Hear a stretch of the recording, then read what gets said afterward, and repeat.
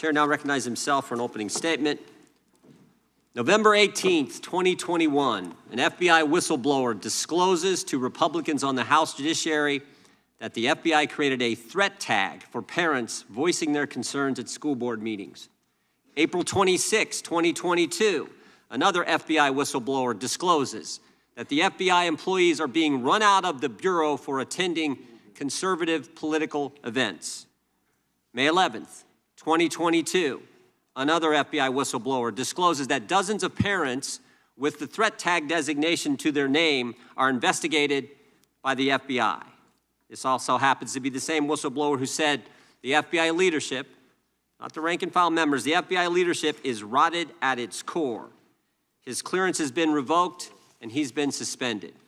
June 7th, 2022, another FBI whistleblower is retaliated against after giving feedback on an anonymous survey. July 27th, 2022, another FBI whistleblower discloses that agents are pressured to reclassify cases as domestic violent extremism cases to hit self-created performance metrics. September 14th, 2022, an FBI whistleblower discloses that the FBI views the Betsy Ross flag as a terrorist symbol. September 19th, 2022, another FBI whistleblower discloses that the Washington field office is deliberately manipulating January 6 case files to make it appear that domestic violence extremism is on the rise. He's been suspended. November 4th, 2022, another FBI whistleblower discloses the FBI accepts private user information from Facebook without the user's consent, and information is from only the conservative side of the political spectrum. This is only a sampling. In my time in Congress, I have never seen anything like this. Dozens and dozens of whistleblowers, FBI agents coming to us talking about what's going on, the political nature at the Justice Department. Not Jim Jordan saying this, not Republicans, not conservatives, good, brave FBI agents who are willing to come forward and give us the truth. And this is just the FBI. Americans have concerns about the double standard at the Department of Justice. Americans have concerns about the Disinformation Governance Board that the Department of Homeland Security tried to form. Americans have concerns about the ATF and what they're doing to the Second Amendment. And of course, they have concerns about the IRS and the thousands of new agents who are coming to that organization. And finally, there are concerns about what we've learned in the Twitter files, where big government and big tech colluded to shape and mold the narrative and to suppress information and censor Americans. Over the course of our work in this committee, we expect to hear from government officials and experts like we have here today. We expect to hear from Americans who've been targeted by their government. We expect to hear from people in the media. And we expect to hear from the FBI agents who have come forward as whistleblowers. We think many of them will sit for transcribed interviews, as one did on Tuesday. And we believe several of them will come and testify in open hearings. And finally, we expect to bring forward legislation that will help protect the American people. We hope our Democrat colleagues will work with us. The day the resolution creating this select committee was debated and passed, though, Mr. Jeffries, Mr. Nadler said Democrats would, quote, fight us tooth and nail. We hope that attitude changes. We want to work with them. Protecting the First Amendment shouldn't be partisan. Protecting the Constitution shouldn't be partisan. And protecting the fundamental principle of equal treatment under the law should not be partisan. With that, I yield to the ranking member for her opening statement. Thank you, Chairman Jordan. Nobody disputes the important role of congressional oversight. I know firsthand how important it is to ask questions and demand answers of the federal government. In the ordinary course of business, that work informs the legislative process. In extraordinary times, when misconduct in the executive branch threatens to undermine our democratic institutions, congressional oversight can serve to protect the integrity of our republic.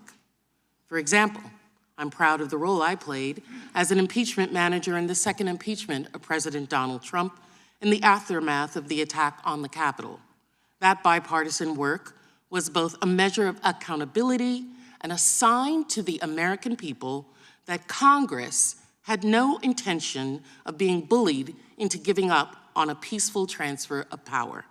But there is a difference, my colleagues, between legitimate oversight and weaponization of Congress and our processes, particularly our committee work, as a political tool.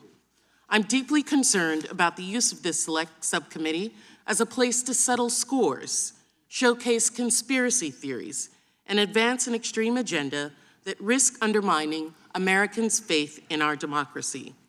Some of today's witnesses would have us believe that the Department of Justice and the Federal Bureau of Investigation are part of a deep state cabal. One even wrote a book describing the FBI itself as a threat to democracy.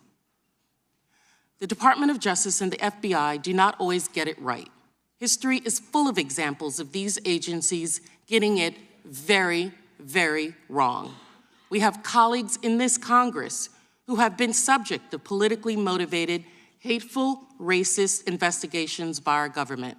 That does not logically follow that every investigation or criminal inquiry by the FBI or the Department of Justice is political or ideologically based. But in our current climate, with domestic terrorism on the rise and hate speech normalized by national politicians, the Department of Justice and the FBI are doing their best to protect us from sliding into chaos. This past Monday, the FBI captured 2 individuals, one a neo-Nazi leader and founder of an Anti-Waffen group who were plotting a racially motivated attack on Baltimore's power grid. They said their goal was to, quote, completely destroy this whole city, end quote. Last week, the FBI infiltrated and disrupted a major cyber criminal group extorting schools, hospitals, and critical infrastructure around the world. And last summer, the FBI engaged in a mass violent crime enforcement effort that took nearly 6,000 violent criminals off of our American streets. Let's not forget the tremendous work of the FBI and the Department of Justice after the attacks on our homeland on September 11th, 2001. Some of my Republican colleagues love to talk about the threat of violent crime, but they appear oblivious to the fact that their dangerous rhetoric and baseless accusations against the Justice Department and FBI itself at times pose a direct threat to those organizations' ability to do the work that they are doing to protect our communities. Recent threat bulletins have highlighted a shocking increase in threats of violence against law enforcement agencies and a significant uptick after the FBI executed a search warrant at President Trump's property at Mar-a-Lago. The Federal Law Enforcement Officers Association has vehemently denounced what he described as, quote, politically motivated threats that are unprecedented in recent history and absolutely unacceptable, end quote. Unfortunately, examples of these threats are not hard to find. Last year, someone threatened to plant a dirty bomb outside the FBI headquarters. Another attempted to storm the Cincinnati FBI field office while wearing body armor and carrying an AR-type rifle. A third was arrested after he made a credible threat, stating, quote, every single piece of expletive who works for the FBI in any capacity, from the director on down to the janitor who cleans their expletive toilets, deserve to die. You've declared war on us, and now it's open season on you, end quote. These allegations are deeply troubling, and I hope that the chairman and members of this subcommittee will be mindful of the risks that go hand in hand with heated rhetoric. A rush to accusations and subpoenas without a factual basis and without any effort to engage with agencies through the accommodation process flies in the face of due process and demeans congressional oversight process. It makes a mockery of our institution. As a former prosecutor, I'm even more troubled by the suggestion that this subcommittee may attempt to investigate ongoing criminal investigations. As the head of the Reagan Justice Department's Office of Legal Counsel wrote years ago, granting Congress access to information about active criminal investigations will, in effect, make Congress a partner in the investigation, creating a, quote, substantial danger that congressional pressures will influence in the course of the investigation, and potentially, quote, hamper prosecutorial decision-making in future cases. This would not only damage law enforcement efforts, it would shake the public's confidence in the criminal justice system. I hope not, but I suspect much of the investigations the majority, my Republican colleagues, want to look into and potentially muck up involve criminal investigations into former President Donald Trump. I want to be crystal clear. My Democratic colleagues and I will resist any attempt by this subcommittee to derail ongoing, legitimate investigations into President Trump, any other president, and others within his orbit. During the course of this subcommittee's work, I suspect we will hear both members and witnesses describe the events of January 6, 2021 in ways that simply do not mesh with reality.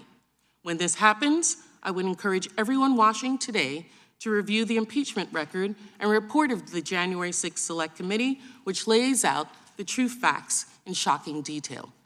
I recently sent a letter to the chairman noting that, despite our policy and political differences, I am hopeful that there may be matters of investigation within the stated mandate of the subcommittee under which we may collaborate. I meant this. I mean this. And I still hope that we can find common ground and explore it in a bipartisan manner that respects the due process rights and interests of all involved.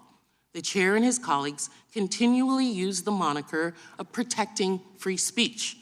That sounds good.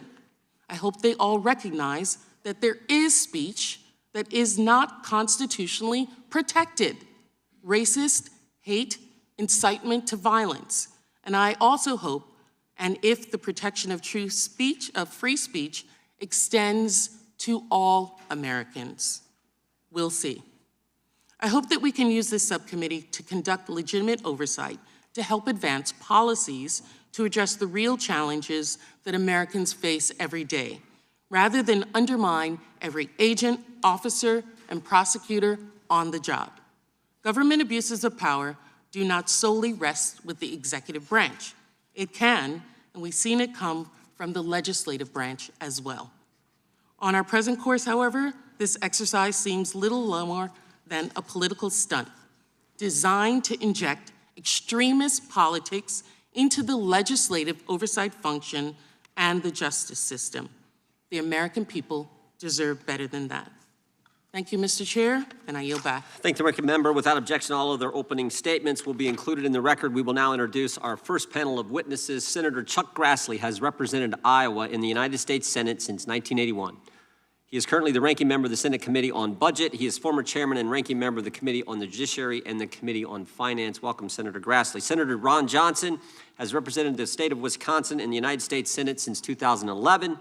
He has served as the chairman of the Senate Homeland Security and Government Affairs Committee. We welcome you, Senator Johnson. Representative Jamie Raskin. Congressman Raskin has represented Maryland's 8th Congressional District since 2017. He currently serves as the ranking member on the Committee of Oversight and Accountability.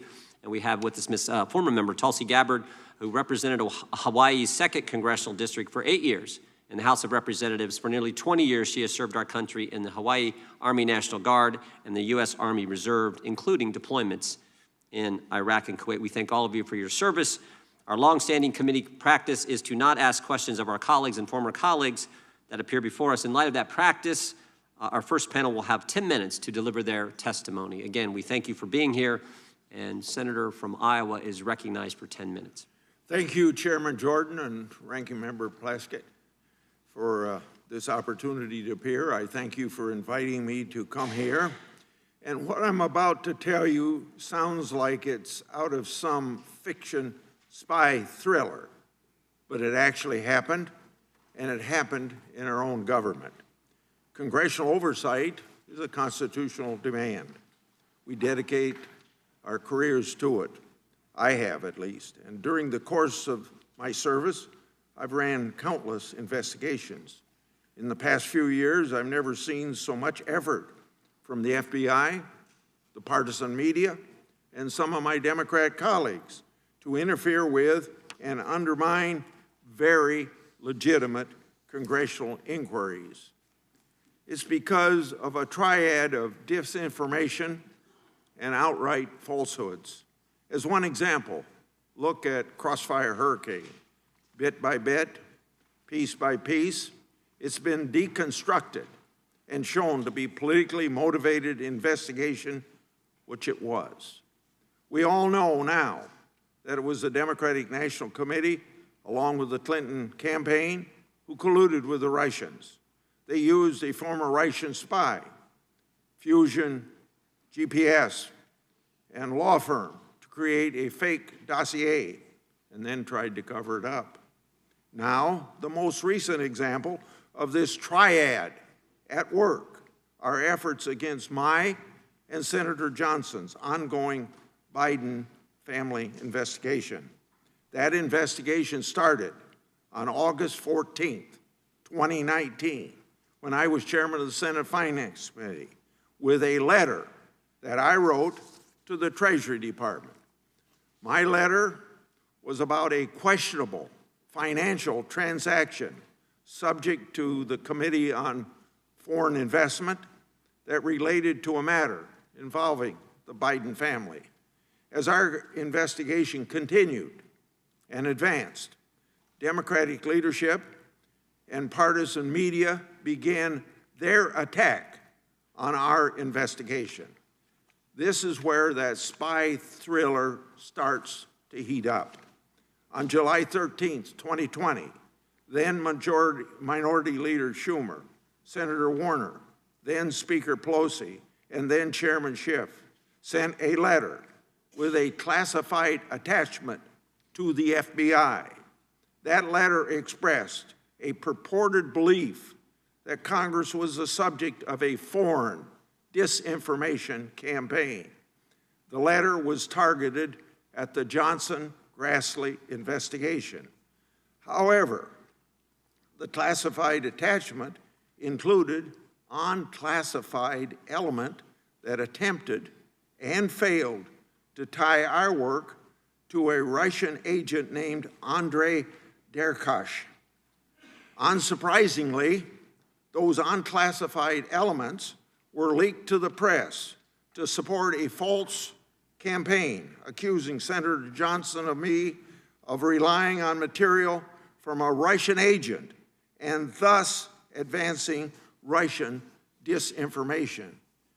Of course, it was pure nonsense that the irresponsible media portrayed this all as the truth.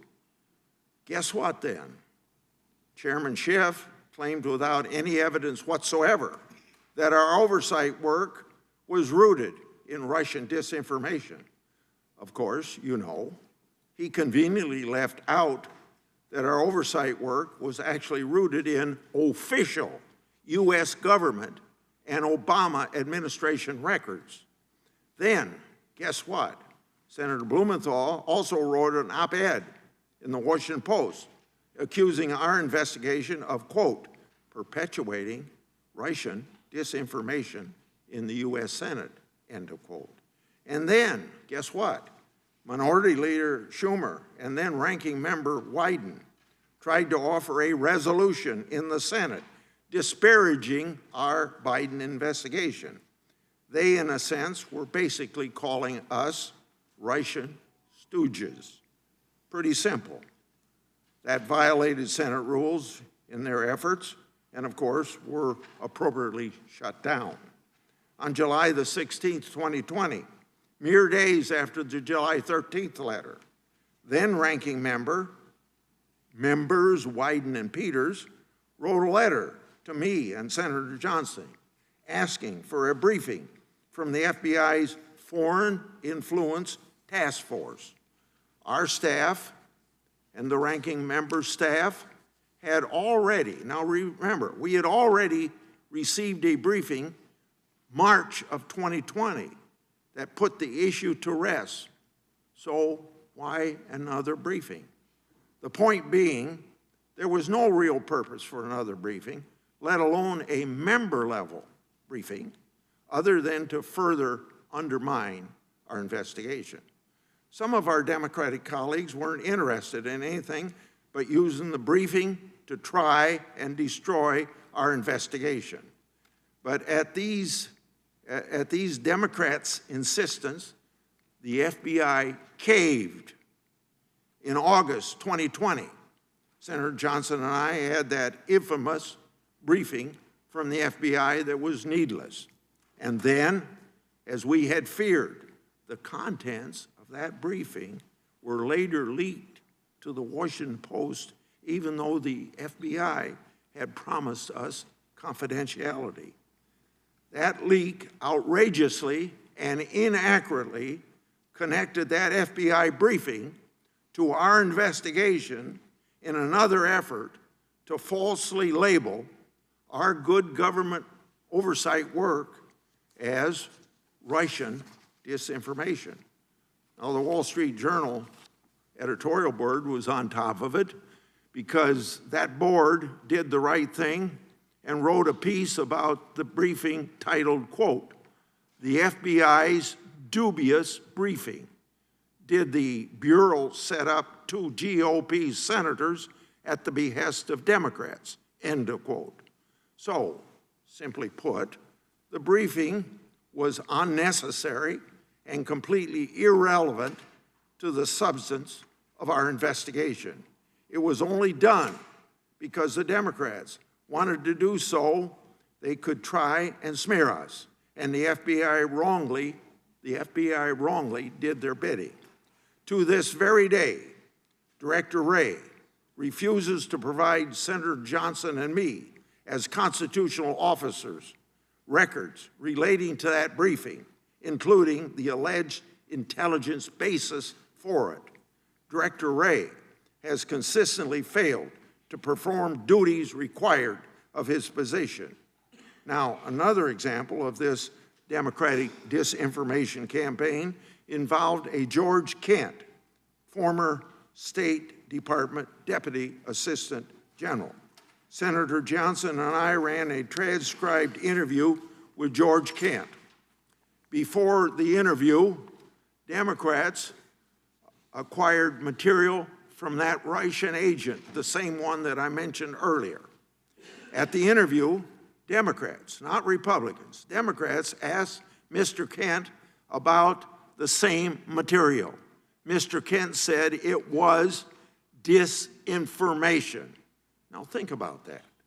After all the spears the Democrats were throwing at the two of us, in the end, it was the Democrats who introduced Russian disinformation from a Russian agent into the investigative record as an exhibit. A foreign agent whom our own intelligence committee warned was actively seeking to influence U.S. politics. Not me or Senator Johnson, not our staff. It was the Democrats who inserted disinformation from the Russians into our official record. The partisan media and Democrat leadership ought to be ashamed of themselves for fake information if they spread about our investigation. So in the end, they all failed to stop Senator Johnson and me. On August 23rd, 2020, Senator Johnson and I released our first Biden investigation report. Now, I know there's been a lot of talk in this town about Treasury records, and you ought to pursue them.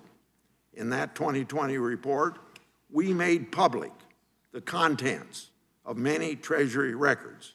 But we didn't stop there. We issued another report, November 18th, 2020. Our report exposed extensive financial relationships between Hunter and James Biden and Chinese nationals connected to the communist regime. More precisely, Chinese nationals connected to the Chinese government, military, and intelligence services. With the new Congress, of course, Senator Johnson and I transitioned to be ranking members. We hadn't forgot about what the triad of partisan media, FBI, and Democrats, and leadership did to us. So we don't stop. We did what any congressional investigator worth their salt would do. We gathered even more records. to prove them all wrong. We acquired authentic bank records that substantiated findings of our previous two reports.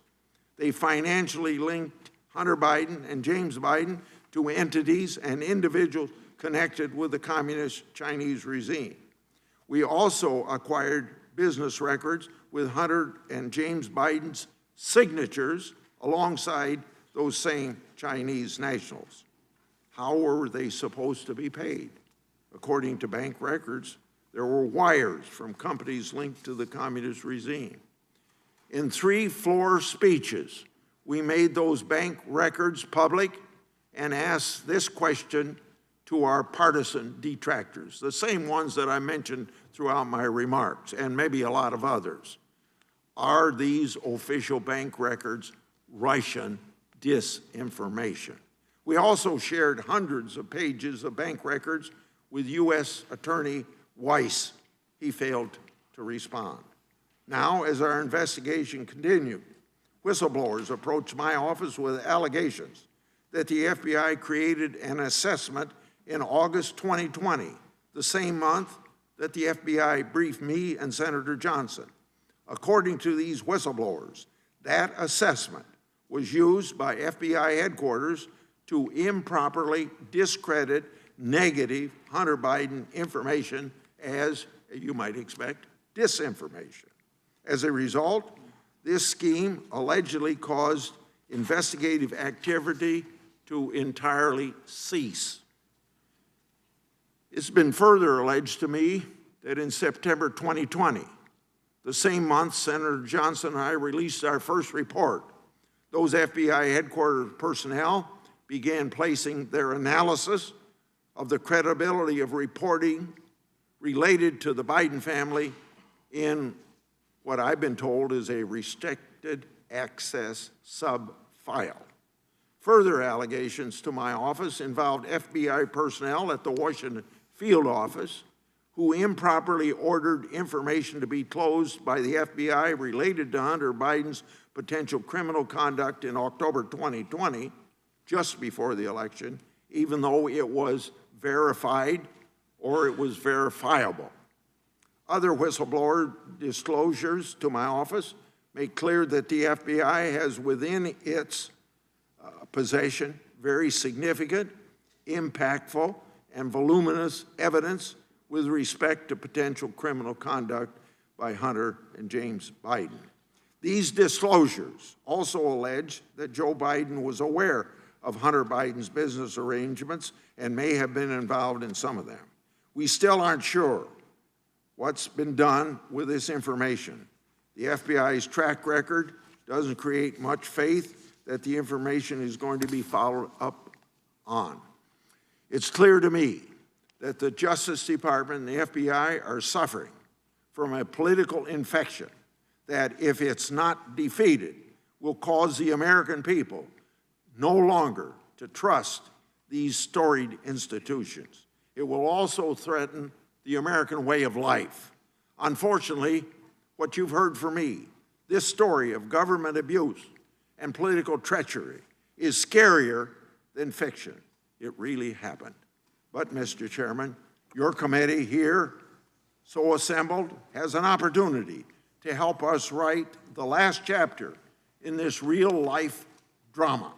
You must relentlessly pursue the facts and the evidence. Senator Johnson and I will do the same and willing to work with you.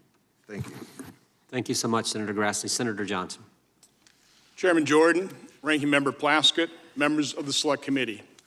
Thank you for inviting me to testify about my personal knowledge of and experience with federal agencies being weaponized against U.S. citizens. Senator Grassley has just described the most egregious examples undertaken by multiple actors and agencies to undermine and sabotage our joint investigations. But to begin, let me be clear. Throughout my testimony, I am not talking about the men and women in government who conduct themselves with integrity and patriotism. But at the outset, it is important to recognize corrupt individuals within federal agencies that I am talking about are not acting alone. They operate as vital partners of the left-wing political movement that includes most members of the mainstream media, big tech social media giants, global institutions and foundations, Democrat Party operatives, and elected officials. As the Twitter files reveal, these actors work in concert to defeat their political opponents and promote left-wing ideology and government control over our lives. My eyes began opening to this reality with the disclosure of how the Obama administration weaponized the IRS to harass Tea Party groups by denying them tax-exempt status. My personal knowledge and experience with agency corruption began in 2015 when I became chairman of the Senate Committee on Homeland Security and Governmental Affairs. My first investigation ultimately revealed the extensive editing of then FBI Director James Comey of his July 5, 2016 statement that exonerated Secretary Clinton regarding her use of a private email server for official business. The edits were clearly made to downplay the seriousness of her actions. It is important to note those partisan edits were made by the same cast of characters in the FBI that would initiate and drive the corrupt Russian-Trump collusion investigation. During our investigation of the FBI's involvement in the Russian collusion hoax, Senator Grassley and I uncovered and made public highly partisan text messages between FBI employees Peter Strzok and Lisa Page. Strzok's December 15, 2016 test, quote, "Think our sisters have begun leaking like mad. Scorned, worried, and political, they're kicking into overdrive, has never been given the attention it deserves." In 2022 interview with Jeff Gerth, Strzok said he now believes, quote, that it is more likely the text came not from the CIA, but from senior levels of the U.S. government or Congress. Who might those leakers be? Why aren't reporters who receive the leaks outraged at being fed false information? And why haven't they blown the whistle on the leakers? Why didn't the mainstream media robustly investigate how they were all duped? The answer is they weren't duped. They were complicit in creating and fostering the political turmoil our country has been experiencing over the last 6 years. Those leaks were a key ingredient in the most destructive, political, dirty trick in U.S. history: the creation and promotion of the false Russia-Trump collusion narrative. To be most effective, however, that narrative relied on coordination between government actors and the media. And the left had allies in the FBI. Unable to verify the Steele dossier, the FBI offered Christopher Steele $1 million to provide verification. By December 2016, the FBI knew they had investigated Steele's primary subsource as a Russian spy. In the main body of the Department of Justice Inspector General's report on FISA abuse, FBI official Bill Priestap is quoted saying the FBI, quote, didn't have any indication whatsoever, unquote, of Russian influence on the Steele dossier. Our investigation uncovered redacted footnotes to that same document that completely contradicted that statement. Why would Priestap's false statement appear in the report, but the truth be hidden in classified footnotes? 14 months later, in February 2018, the FBI still briefed the Senate Intelligence Committee that the dossier had validity. When the Mueller report found no evidence of collusion, the left engineered an impeachment of President Trump. The cooperation between the House Intelligence Committee and the impeachment whistleblower remains murky. Then Chairman Adam Schiff originally denied his committee had contact with the whistleblower prior to the filing of the complaint, a claim Schiff later attempted to walk back. The genesis of the impeachment saga has yet to be fully investigated. It needs to be. Prior to the impeachment proceedings, Hunter Biden's obvious conflicts of interest in Ukraine became public, and Senator Grassley and I began investigating. We didn't target Joe and Hunter Biden. Their actions demanded it. On December 9, 2019, the FBI issued a grand jury subpoena and took possession of Hunter Biden's laptop from John Paul McIsaac, a computer shop owner in Wilmington, Delaware. As the FBI left his shop with the laptop, Mr. McIsaac recalled one agent saying, quote, "It is our experience that nothing ever happens to people that don't talk about these things," unquote. That statement was the opening salvo in a coordinated effort over the next 10 months to sabotage any public revelation of Hunter Biden's laptop or any wrongdoing connected to the Bidens. Senator Grassley has provided a number of examples of that sabotage, and we will release a report that goes into far greater detail than we have time for today. When available, I hope everyone will read it. Perhaps the most egregious and effective act of sabotage against the truth was the public letter signed by 51 former intelligence officials that claimed the laptop had, quote, "all the classic earmarks of a Russian information operation," unquote. That letter itself was an information operation that interfered with and impacted the 2020 presidential election to a far greater extent than anything Russia ever could have hoped to achieve. Each of those intelligence officials needs to be interviewed to determine how that letter was masterminded. While we all condemned the violence on January 6th, we all condemned the violence on January 6th. The fervor in which the Biden Department of Justice has pursued those protesters and rioters stands in stark contrast to their lack of interest in the summer of 2020 rioters. Serious questions regarding instances of unequal application of justice and violation of January 6 defendants' due process rights remain unanswered. SWAT team arrests and treatment of prisoners are legitimate concerns. And neither the Senate nor House investigations adequately explained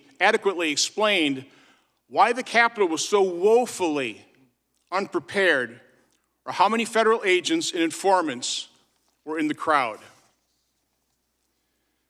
COVID has exposed the awesome power that can be misused by government officials. The loss of basic freedoms has been nothing less than breathtaking. Our response to the pandemic has been a miserable failure. A miserable failure. Over 1 million lives lost. The human toll of the economic devastation caused by shutdowns that did not work. And the loss of learning and other psychological harms to our children. Federal health officials denied patients early treatment and to this day refuse to acknowledge the extent of significant injuries caused by the COVID vaccines. Emails between Anthony Fauci and Francis Collins reveal how they intended to use their awesome government authority and power to accomplish a, quote, devastating published takedown, unquote, of scientists who offered a different approach to handling the pandemic. Have emails also revealed Fauci's attempt to hide his agency's role in funding dangerous research that might have led to the creation of the deadly coronavirus? We don't know because those agencies won't provide the unredacted documents. Federal health agencies have not been honest or transparent. I've written over 50 oversight letters, and the vast majority of the questions I have asked have either received an inadequate response or no response at all. I have requested information that the public has a right to know.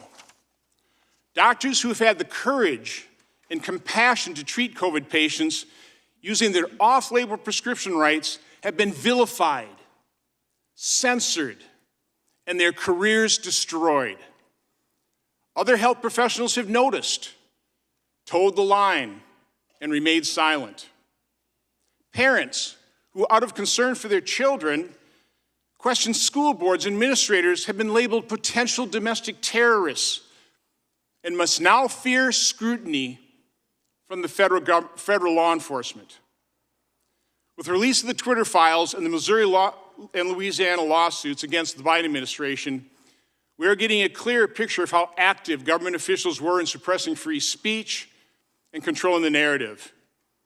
It is also becoming obvious that the World Health Organization has been captured by the Chinese government, that global institutions in general have been captured by the left, and that some charitable foundations are exerting far more power over public policy than should be allowed.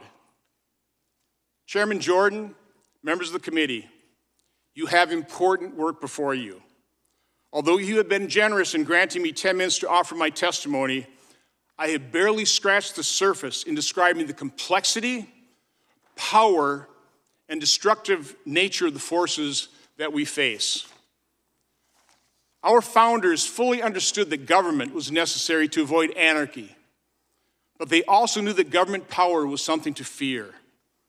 That's why they devised a set of checks and balances to limit government's power and influence over our lives. Ideally, a free press would hold all government officials equally accountable.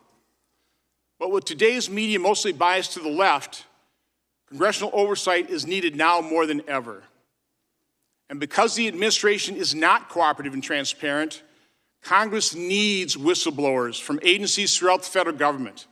I urge men and women with integrity to come forward and reveal the truth. Senator Grassley and I will do everything we can to encourage bipartisan oversight in the Senate and stand ready to assist your efforts in any way that we can. Thank you. Thank you, Senator Johnson. We look forward to your report. We hope that is coming shortly. We now recognize Representative Raskin for his testimony. Chairman Jordan, Ranking Member Plaskett, dear colleagues, our framers were Enlightenment thinkers who wrote us an Enlightenment Constitution. They wanted government to operate on the basis of facts, science, and common sense, not ignorance and superstition. They wanted America to usher in an age of reason. With the separation of powers, the framers constitutionalized Newton's third law of motion, checking every action with an equal and opposite reaction. And Congress in Article 1 was given the central role of legislating and making progress for our people. The oversight function is not specified in Article 1, but the Supreme Court has always said that it's implied, something necessary and proper for the legislative function. As Madison famously said, those who mean to be their own governors must arm themselves with the power that knowledge gives. Dear colleagues, your subcommittee could conceivably become part of a proud history of serious bipartisan oversight stretching from the Teapot Dome investigation to the Boeing investigation, to the Watergate hearings, to the tobacco hearings, to the Select Committee on the January 6th attack. Or it could take oversight down a very dark alley filled with conspiracy theories and disinformation, a place where facts are the enemy and partisan destruction is the overriding goal. Millions of Americans already fear that weaponization is the right name for this special subcommittee. Not because weaponization of the government is its target, but because weaponization of the government is its purpose. What's in a name? Well, everything is here. The odd name of the weaponization subcommittee constitutes a case of pure psychological projection. When former President Donald Trump and his followers accuse you of doing something, they're usually telling you exactly what their own plans are. By establishing a select subcommittee on weaponization, they're telling us that Donald Trump's followers, who obviously control the subcommittee, will continue weaponizing any part of the government they can get their hands on to attack their enemies, defined as anyone who stands in the way of their quest for power. To be clear, that's not an exclusively partisan operation. They've proven that they will weaponize the government not just against the other party, but against anyone who refuses to bend to the will and whim of one Donald Trump, whether that's a lifelong Republican state election official like Georgia Secretary of State Brad Raffensperger, a foreign head of state like President Zelensky, a political movement like Black Lives Matter, a once close personal friend and ally of Trump's, like his personal lawyer Michael Cohen for many years, or even a sycophantic Trump cabinet appointee and lifelong Republican like Attorney General William Barr, if these people break from the habits of lying and lawlessness that define life as a camp follower in the cult of Donald Trump.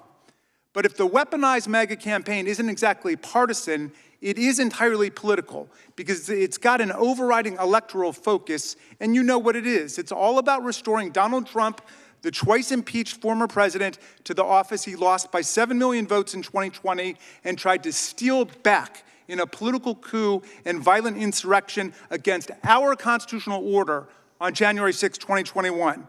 You disagree? Well, please don't take my word for it. As our chairman might say, just listen to what Chairman Jordan himself had to say 6 months ago at the Conservative Political Action Conference in Dallas, where he was predicting GOP victory in the 22 elections and promising that oversight of Hunter Biden's laptop and the claim that the federal government is treating moms and dads, like the ones in this room, like terrorists, would be the centerpiece of the GOP's work in the House when they got it back into power. Relaxing with a friendly interviewer, Chairman Jordan gave the game away entirely. Quote, "All those things need to be investigated just so you have the truth," he said. Plus, that will help frame up the 2024 race, when I hope and I think President Trump is going to run, and we need to make sure that he wins. We need to make sure that he wins. This call to arms for the 2024 presidential election was met with wild applause from the CPAC audience. I urge every member of this subcommittee to go and watch the interview. Now, of course, a serious bipartisan committee focused on weaponization of the government would zero in quickly on the Trump administration itself, which brought weaponization to frightening new levels across the board. Consider just a few examples I have time for, illustrative of dozens I can provide the subcommittee. One, in a 6-week period in 2020, Donald Trump fired or removed 5 different departmental inspectors general simply for doing their jobs and not caving into Trump's coercive political demands to cover up different forms of administration wrongdoing and misconduct. April 3rd, 2020, Trump informed Congress he was firing Intelligence Community Inspector General Michael Atkinson, who had received a whistleblower complaint in August 2019 about improper demands made by Trump to Ukrainian President Vladimir Zelensky. In May 2020, Trump fired Steve Linick, IG of the State Department, later claiming he had no idea who he was and saying that he fired him only at Secretary Pompeo's request. That inspector general was investigating Pompeo's decision to bypass Congress in sending billions of dollars in arms to Saudi Arabia. I don't have time to get into the details of the others, but May 20, he fired Mitch Bem, the transportation deputy IG. He relieved of duty Glenn Fine, acting IG for the Defense Department. He removed Christy Grimm, the acting inspector general of HHS. Second, breaching the traditional separation between the president and Department of Justice criminal prosecutions, Trump and his obliging sycophantic attorney generals, like Jeff Sessions and William Barr, repeatedly pressured career prosecutors to go hard or go soft in particular cases, always seeking to reward Trump's friends or to punish his enemies. If weaponization of the Department of Justice has any meaning, this is it. Consider the egregious case of Gregory Craig, a White House counsel under Obama, who was targeted by the DOJ for alleged FARA violations and finally indicted on a single count of making false statements. He was acquitted unanimously by the jury in less than 5 hours, and one of his lawyers observed that the Department of Justice had hounded his client without any evidence and without any purpose. Former U.S. Attorney Jeffrey Berman said that Greg Craig never should have been prosecuted. Consider the case of Michael Cohen, the president's former lawyer and confidant for many years. In August 2018, he pleaded guilty to campaign finance violations over large hush money payments he arranged before the 2016 election to keep porn star Stormy Daniels and Karen McDougal from talking about sexual affairs they had with Donald Trump. You guys remember this one? Well, after Barr became Attorney General in February of 2019, he worked to kill further investigations related to those payoffs and suggested that Mr. Cohen's conviction on campaign finance charges itself be reversed, even though 6 months had already passed since Cohen had entered a guilty plea. Amazingly, after Cohen was imprisoned for a year and then being transferred out of prison to home confinement during COVID-19, Barr and the DOJ intervened to block his transfer because Cohen would not immediately accept as a condition of his ankle bracelet home confinement not to engage in First Amendment activities, specifically writing and publishing a book about Donald Trump or saying anything in public on TV or in the social media about Donald Trump. Cohen had already been home for 2 weeks when this unconstitutional demand from DOJ appeared, and when he and his attorney dared to ask questions about it, 3 federal marshals showed up with handcuffs and shackles, and he was returned to the Otisville Correctional Institute. There he spent 16 days in solitary confinement before they were able to get his case before a federal district judge who immediately found that Barr's purpose, quote, in transferring Cohen from release on furlough and home confinement back to custody was retaliatory in response to Cohen desiring to exercise his First Amendment rights to publish a book critical of the president and to discuss the book on social media. Can you think of a more egregious example of weaponizing the Department of Justice for nakedly political purposes than imprisoning and putting in solitary confinement the president's own former lawyer simply because he wanted to exercise his First Amendment rights? Consider the John Durham investigation.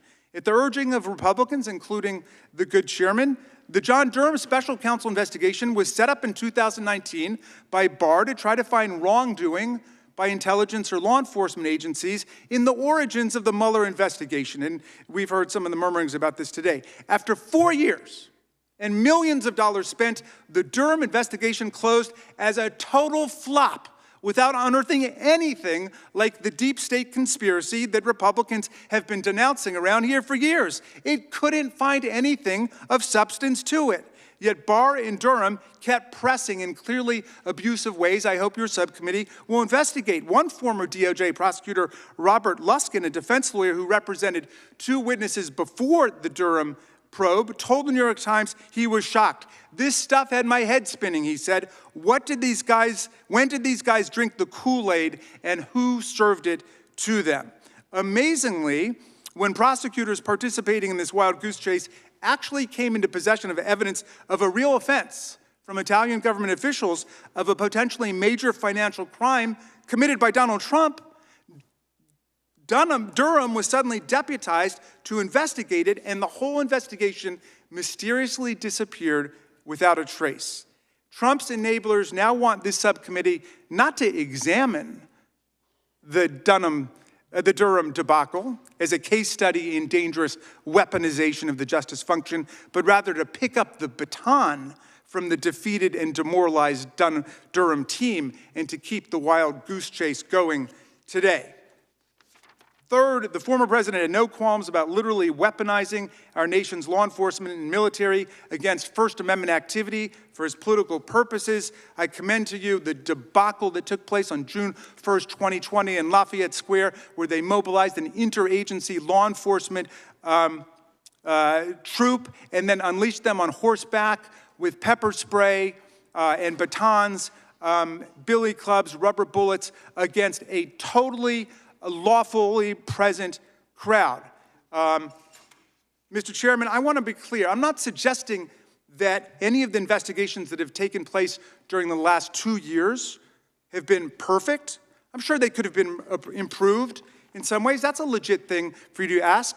But it's one thing to engage in systematic oversight driven by a commitment to facts and the truth, and something radically different to set up a platform for a series of hit-and-run partisan attacks that are just vindictive, vendetta-driven, and meant to frame up a presidential campaign in 2024. And some of the new rhetoric we've been hearing can be dangerous, as the ranking member was pointing out.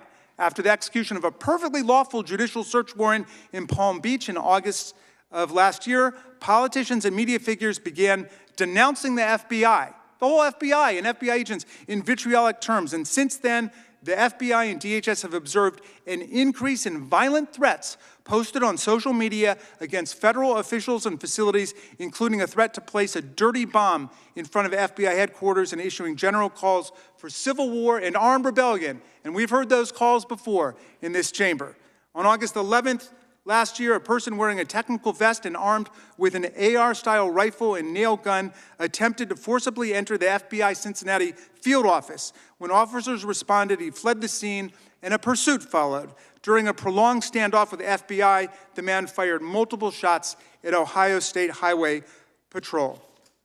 Mr. Chairman, the public is skeptical about this strange new venture with the strange new name that's being launched because so many of the members involved have done everything they can to block the January 6th committee's investigation of the worst insurrectionary domestic violent attack on an American election in the American Congress in our history.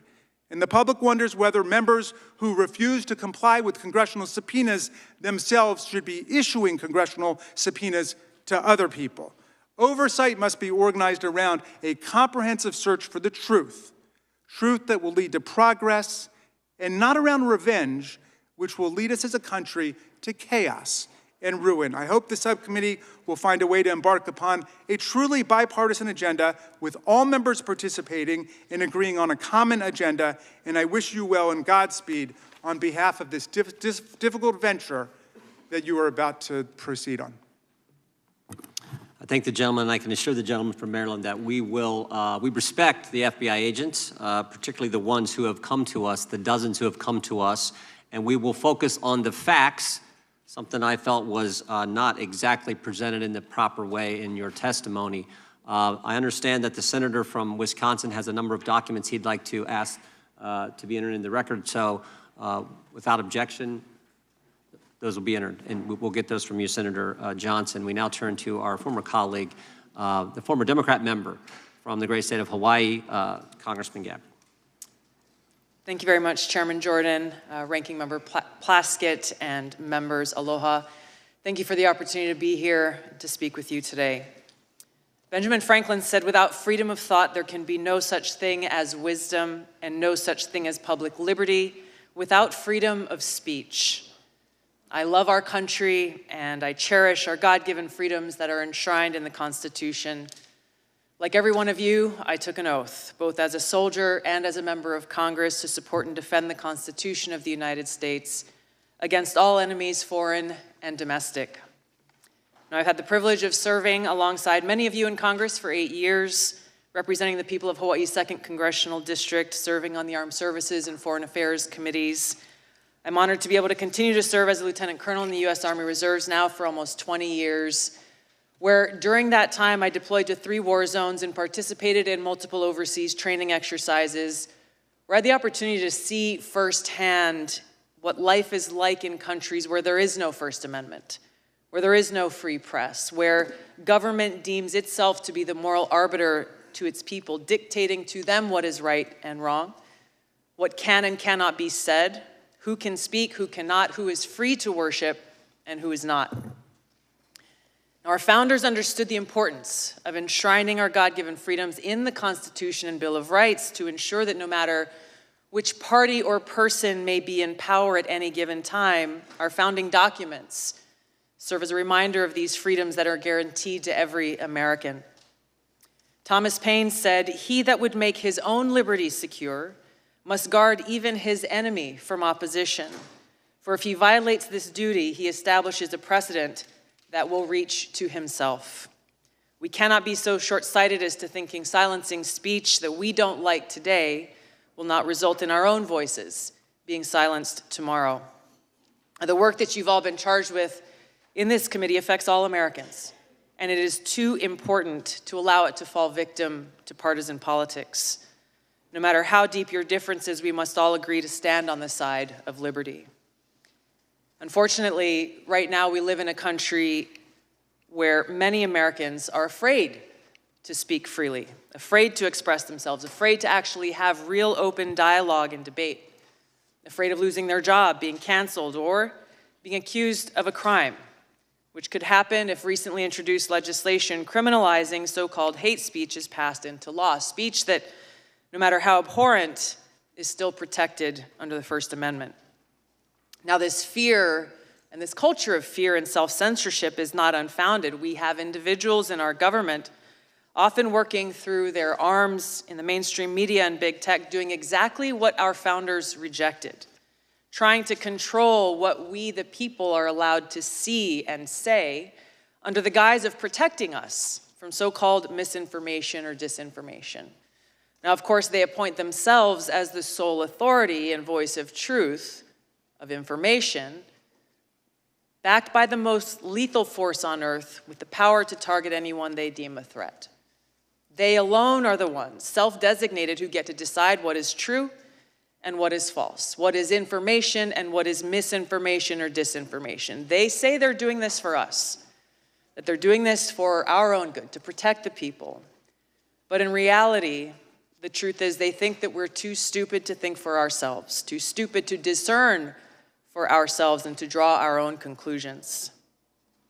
Now, the idea that we must just blindly accept whatever the government or those in power tell us is true goes against the very essence of our Constitution and Bill of Rights, which were created as a resounding rejection of the reign of kings, churches, and authorities. They tell us we must blindly trust them or face the consequences, even though our government has a long history of lying to us, the American people. Just to cite a few examples, we were lied to about the weapons of mass destruction in Iraq, which spurred the war that I and so many others served in and so many others sacrificed their lives in. They lied for almost 2 decades, claiming success in Afghanistan, when in fact we saw failure after failure after failure, coming at a great cost to this country. We saw lies about Vietnam that were revealed in the release of the Pentagon Papers. We saw lies about our own government illegally surveilling Americans. These are just a few examples. There are many more.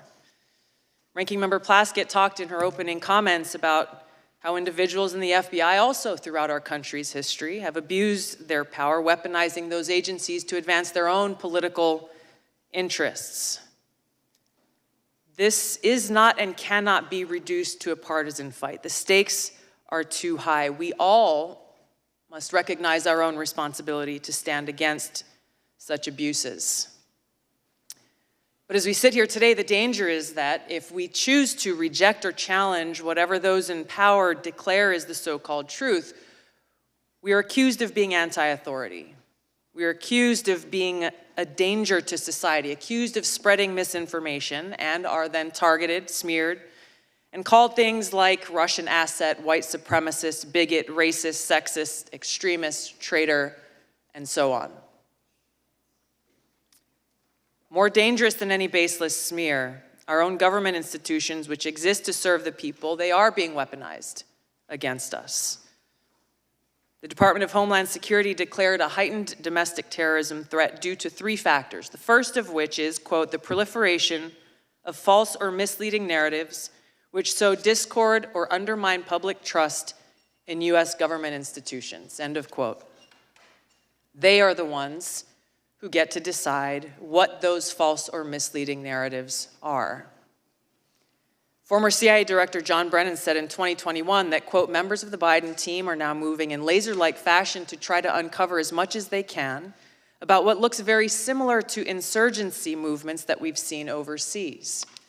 An unholy alliance frequently of religious extremists, authoritarians, fascists, bigots, racists, nativists, and even libertarians. End of quote. Attorney General Garland charged his newly created domestic terrorism unit with targeting those who hold, quote, anti-authority views. That included parents who dared to protest at Board of Education meetings, concerned and standing up for the right for themselves to have a say in their children's education. A draft copy of the Department of Homeland Security Quadrennial Homeland Security Review outlined their intent to target quote unquote inaccurate information on a whole host of topics, to include the origins of COVID, vaccines, the U.S. withdrawal from Afghanistan, and U.S. support to Ukraine. Their misinformation, disinformation, and malinformation team exists to, quote, counter all types of disinformation. Once again, they get to determine what this disinformation is.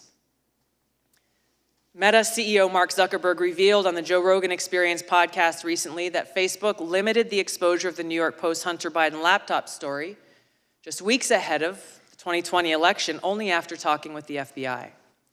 Twitter took similar action, but they recently apologized for doing so, recognizing that their decision was wrong. The cozy relationship between White House officials, the Department of Homeland Security, the FBI, and big tech is now well documented and results in private companies not restricted by the First Amendment doing the dirty censorship work of those in government who are not legally allowed to do so themselves. The threat big tech monopolies pose to our democracy is real and serious. I've had personal experience with this. After the first Democratic primary presidential debate in 2019, I was the most searched candidate of the night.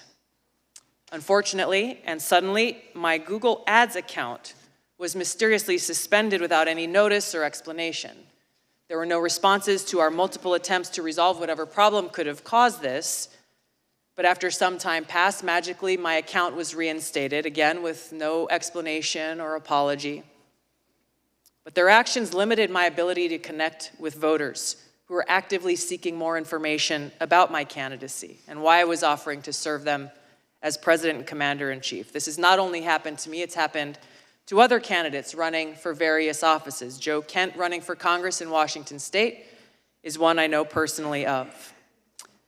This happens all the time, with these big tech monopolies interfering in our democracy by manipulating search results based on whatever it is that they want the American people to know about a particular candidate or issue that should be concerning to any one of us and all of us.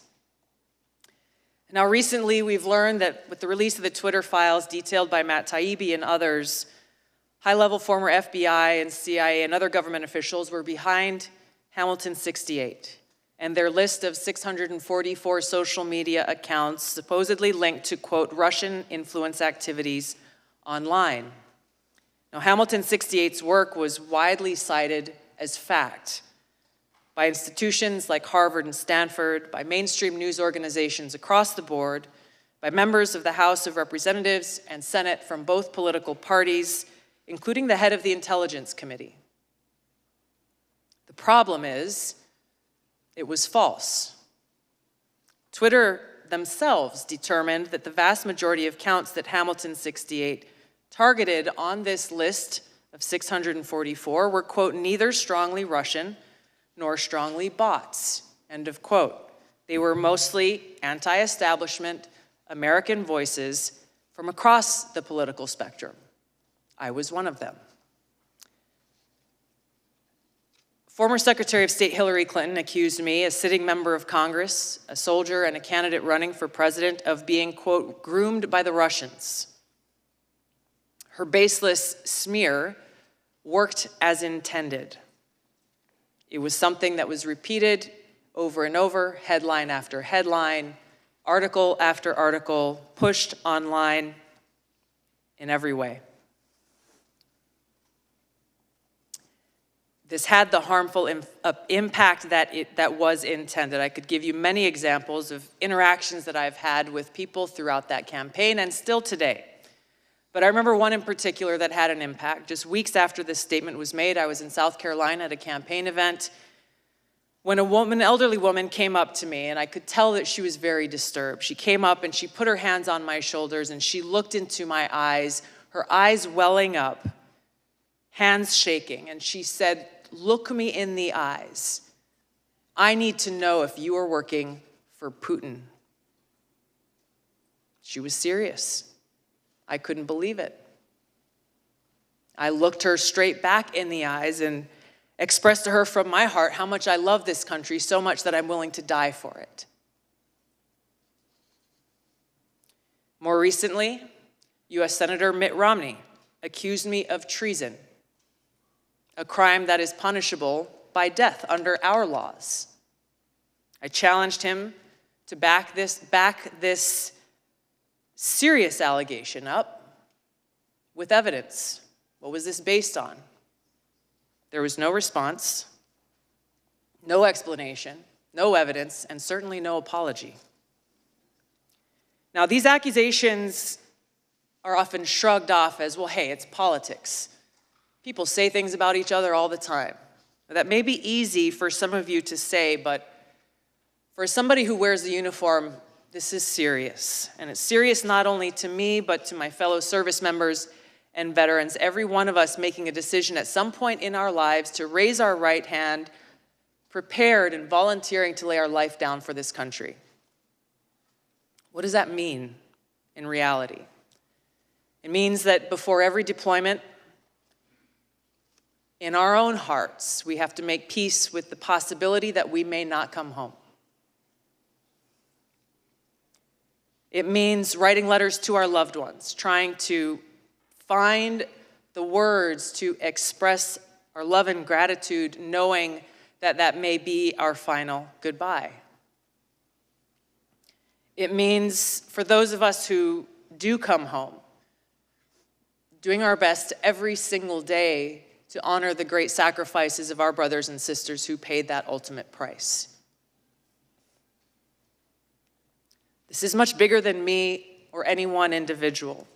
When those who dare to challenge the establishment are targeted by this powerful conglomerate of government, corporate media, and big tech, weaponizing all that they have against the people for their own selfish gain, it has a dangerous chilling effect on free speech, and it sends a very powerful message. If you dare to challenge us, we will come after you. The more we allow this to happen, we start looking less and less like a democratic republic and more like a banana republic. Instead of a government ordained to secure these rights, we are now increasingly facing a government determined to take those rights away. George Washington warned, "For if men are to be precluded from offering their sentiments on a matter which may involve the most serious and alarming consequences that can invite the consideration of mankind, reason is of no use to us. The freedom of speech may be taken away, and dumb and silent we may be led like sheep to slaughter." We have to stop this insanity and protect these sacred freedoms. Vanquish the fear and self-censorship that is now pervasive. Every one of us taking action to breathe new life into the open marketplace of ideas that is at the heart of a thriving democracy, encouraging vigorous and substantive debate, encouraging people to think for themselves so we can draw our own conclusions, where we can disagree without devolving into hate, where we can respect each other as fellow Americans and treat each other with aloha. The work you have before you is critical for all of these reasons. The stakes are high. The consequences, for better or worse, will be long-lasting. And for the sake of the American people, our freedom, and the future of this country we love, I pray we can set aside our partisan differences and commit to standing together to defend the constitutional right of every American to live free. Thank you, Mr. Chairman. Thank you, Congresswoman Gabbard. We appreciate those fine remarks. Congressman Raskin, we thank you for being here. Senator Johnson, we thank you as well for your testimony. The committee will stand in recess for 5 minutes more or less to get ready for the second panel. When did you ready?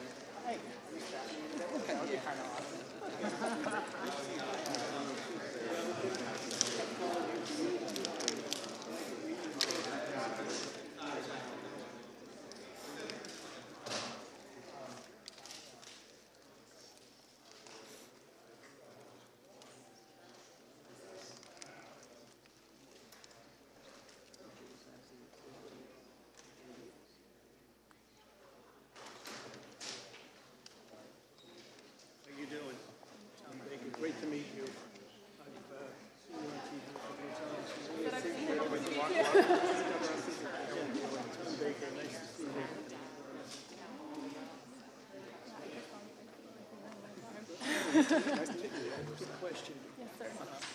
hope I get a positive answer. How do you get along with Ira now? Yeah. I liked him a lot. I met him years ago when he first came back from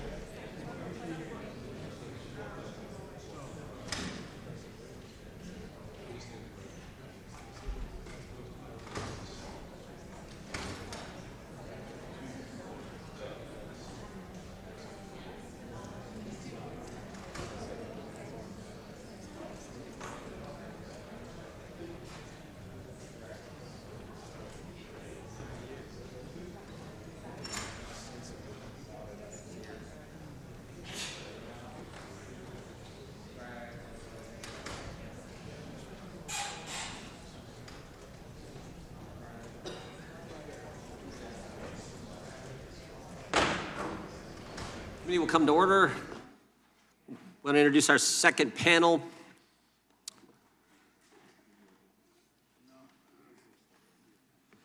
We don't have all our second panel. Mr. Turley is. Mr. Thomas Baker is an international law enforcement consultant. He served for more than 33 years as special agent with the FBI, including in leadership positions overseeing terrorism and other criminal investigations. Mr. Baker, thank you for being with us. Professor Jonathan Turley is the J.B. and Maurice C. Shapiro Professor of Law at George Washington University Law School. He has written extensively on topics like constitutional law and has served as counsel to whistleblowers, military personnel, judges, members of Congress, and a variety of other clients. Mr. Elliott Williams is a principal in the Government Affairs and Policy Council Practice Group at the Raven Group. He has served as Deputy Assistant Attorney General for Legislative Affairs at the Department of Justice and Assistant Director for Congressional Relations at U.S. Immigration and Customs Enforcement. And Ms. Nicole Parker is a former special agent with the FBI. During her time at the FBI, she worked on various matters, including securities fraud, violent crime, and the Violent Crime Fugitive Task Force. We will begin by swearing you in. Would you please raise your right hand? Stand and raise your right hand, please. Do you swear or affirm under penalty of perjury that the testimony you're about to give is true and correct to the best of your knowledge, information, and belief, so help you God?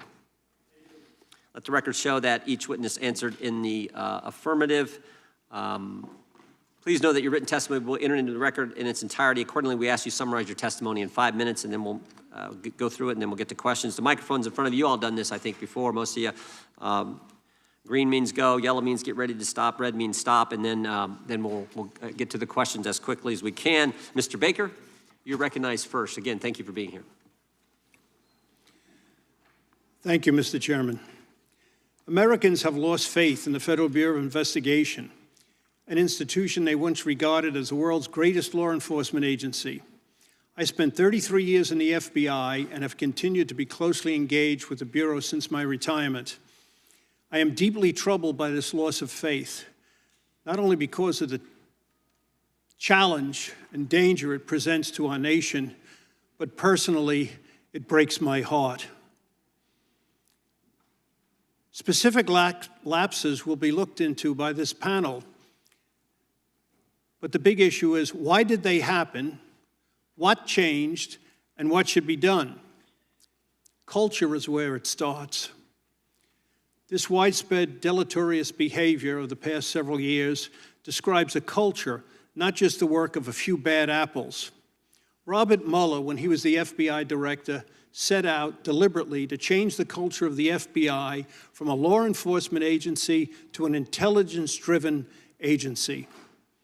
That had bad and unintended consequences. And the difference is this: in law enforcement, you spend every day, consciously or unconsciously, waiting for that day to come when you're going to raise your right hand before a judge or before a jury and swear to tell the truth, the whole truth, and nothing but the truth. That's quite different than an intelligence agency that operates through deceit and deception, and their end product is an estimate. Some would call it a best guess. Guesses aren't allowed in the courtroom. Past reforms, like the Church and Pike committees, were necessary. This present subcommittee is a step in the right direction. Hopefully, its work will be bipartisan, because the abuses of an intelligence-driven FBI threaten the liberty of those on the left as well as those on the right. In 1978, after the Church Committee revelations, reforms were undertaken.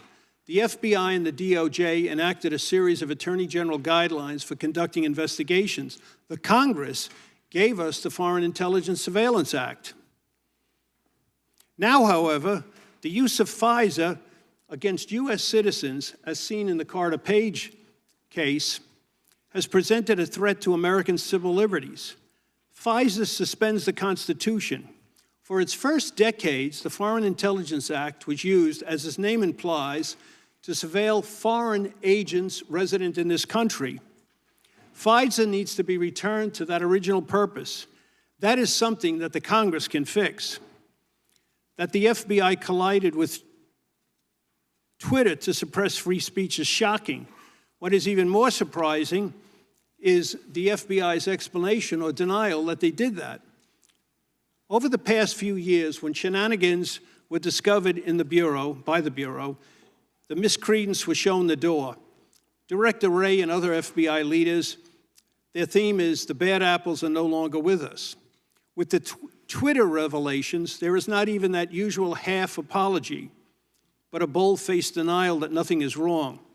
The First Amendment guarantees free speech. The FBI, by urging Twitter to censor speech, which it could not itself do, was engaging in a perversion of the First Amendment. For most of FBI history, agents were trained that part of the FBI's mission was to be a guarantor of the Bill of Rights. That has now been turned on its head. A renewed emphasis on the Constitution as a cornerstone of the Bureau's work is what is called for. When I was in training as a new agent, we were each given a pocket copy of the Constitution. We were told to keep it in our breast pocket, and that if we did that, when you would think about it when interviewing a citizen or when searching someone's home, if you kept it close to your heart, you wouldn't go wrong. For years, when explaining the FBI to various groups, I would always emphasize that unlike other countries, the United States was blessed to have, as its domestic security service, a law enforcement agency, an agency rooted in the rule of law. The United States now may be cursed to have a domestic intelligence agency with police powers. We may never get the Bureau back to the culture of a tell-the-truth law enforcement agency that I lived and loved in the pre-9/11 era, but the effort of reform is worth it, noble, and direly needed. I thank you all for your efforts. Thank you, Mr. Baker. Appreciate your testimony. Professor Turley, recognized for 5 minutes. Thank you, Chairman. Thank you, Chairman Jordan, Ranking Member Plaskett, members of the subcommittee. It's an honor to appear before you to discuss this subject. It is my sincere hope that there is room for bipartisan agreement, even in these times, when we talk about the government's role in regulating speech. We all are here today because we all have a deep love for this country. We come from different backgrounds, different parts, but we share that common article of faith. I'd like to speak to that today. These are difficult questions that I'm going to address, and these are divisive times, but they transcend politics. Notably, in yesterday's hearing in the Oversight Committee, James Baker said that he also thought there might be need for legislation. This is the former Twitter executive, former FBI general counsel, and he said there might be need for legislation to limit the role of the FBI and other agencies in their relationship with social media companies. I think that that is true. But one of the reasons that this committee has a difficult task before it is that there is a crisis of faith, and it's not just simply with some of our constitutional values. polls are showing that people have a distrust for the federal government, but also with the FBI. 20% in a recent poll said that the FBI was the greatest threat to the country. Only 40% of Americans said that they trust the FBI most of the time. 53% said they felt the FBI was acting politically. I'm not saying that those results are warranted. What I'm saying is it's a serious problem when the public, large portions of the public, have that level of distrust. My testimony that I've submitted to the record goes through the constitutional and case law that applies to this issue of when the government goes too far. And I say that these are really very heavily contested questions. There are cases on both sides. And in some of my discussions, I say that actually I think the social media companies have a better argument. And in some parts, I think that there are legitimate issues here that might trigger the First Amendment. There are two different aspects to that analysis. One is that we do have direct action shown in the Twitter files by government employees. So we don't have to get into what I spend most of my time on, which is agency theory under the First Amendment. We know that there were dozens of federal employees who tagged or targeted particular posts and posters for possible elimination and suspension. Now, we can question whether that was a directive or a partnership or a coordination, but there was direct government conduct. So the question for this committee, first and foremost, is do you want your government in that business? And we can have, I hope, a civil and respectful conversation about that. What's interesting about the Twitter files is that they establish what could be viewed as an agency. Now, as I go through a lot of the cases in the past, courts have really struggled with this. At what point does a private party become an agent of the government? Cases like Page and others say that you can have that. Even if, by the way, the private agent turns down some requests, you can have that. And I go through the various tests that apply. I also go through three things that are established. One, this may be the largest censorship system in the history of our country. Twitter alone reaches 450 million people. They're 15th on social media. Companies like Facebook dwarf them in terms of their size. It is a censorship system. The ACLU has made clear that censorship can be both in government or private form, and it certainly can be in a government and private type of coordination. Second, this is beyond what agencies usually do. This was not the FBI responding to criticism of the FBI. It was generally policing this thing called disinformation. And eventually they tagged things like jokes. They tagged just a ridiculous scope of information that they believed could be removed. And then third, what we have here on these, in terms of what the government's doing, is what we've seen before. Even if you assume that this does not create an agency relationship, it's wrong. It's wrong for the government to be in the business of silencing citizens. It's wrong. We saw it during the McCarthy period, where the government was behind the blacklisting of individuals. We said it was wrong. It was wrong then. It's wrong now. We have to have that debate. And it has to move somewhere beyond our normal partisan divisions. Adlai Stevenson said that when there's a loss of faith in government, we lose everything. I hope that Senator Stevenson's words resonate with members of this committee. We have everything at stake when you have the government involved in censorship. And so I thank you again for allowing me to appear, and I look forward to working with members on both sides to look at this issue. Thank you. Professor, thank you. Thank you for stating the gravity of the situation and the question before us. Mr. Williams, you're recognized for 5 minutes. Thank you, Mr. Chairman, Ranking Member Plaskett, and members of the subcommittee. Thank you very much for inviting me to testify today. My name is Elliot Williams, and over the course of 15 years, I had the honor of serving in all three branches of our government. Across that time, I worked as both a career prosecutor and a senior appointee, as both a rank-and-file employee and in senior management, and in both Republican and Democratic administrations.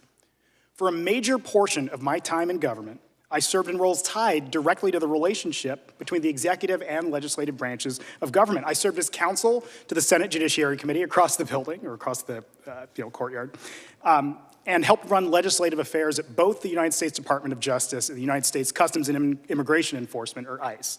And I know that I'm here today speaking in my personal capacity and not on behalf of any employer. Now, having sat in the seats of the very staff behind you alongside some of the very people who are still here today, as well as in the role of the executive branch employee or official responding to your requests, I can say that each institution's interests are critically important to creating a healthy, functioning democracy. When they collide, it is crucial to recognize that our institutions are best served by reaching compromises or accommodations, and we're going to hear that word again in a moment, that protect the core interests of each branch of government. Congressional oversight, the reviewing or monitoring or supervision of federal agencies and activities, is essential to good government. It helps ensure that officials who hold the public trust apply laws fairly and spend their funds wisely, our funds wisely. It uncovers abuse and uproots waste. It encourages efficiency and fosters transparency. Now, this is a two-way street where Congress ends up better informed when making its legislative decisions, and the executive branch is in a better position to carry out its enforcement of our laws.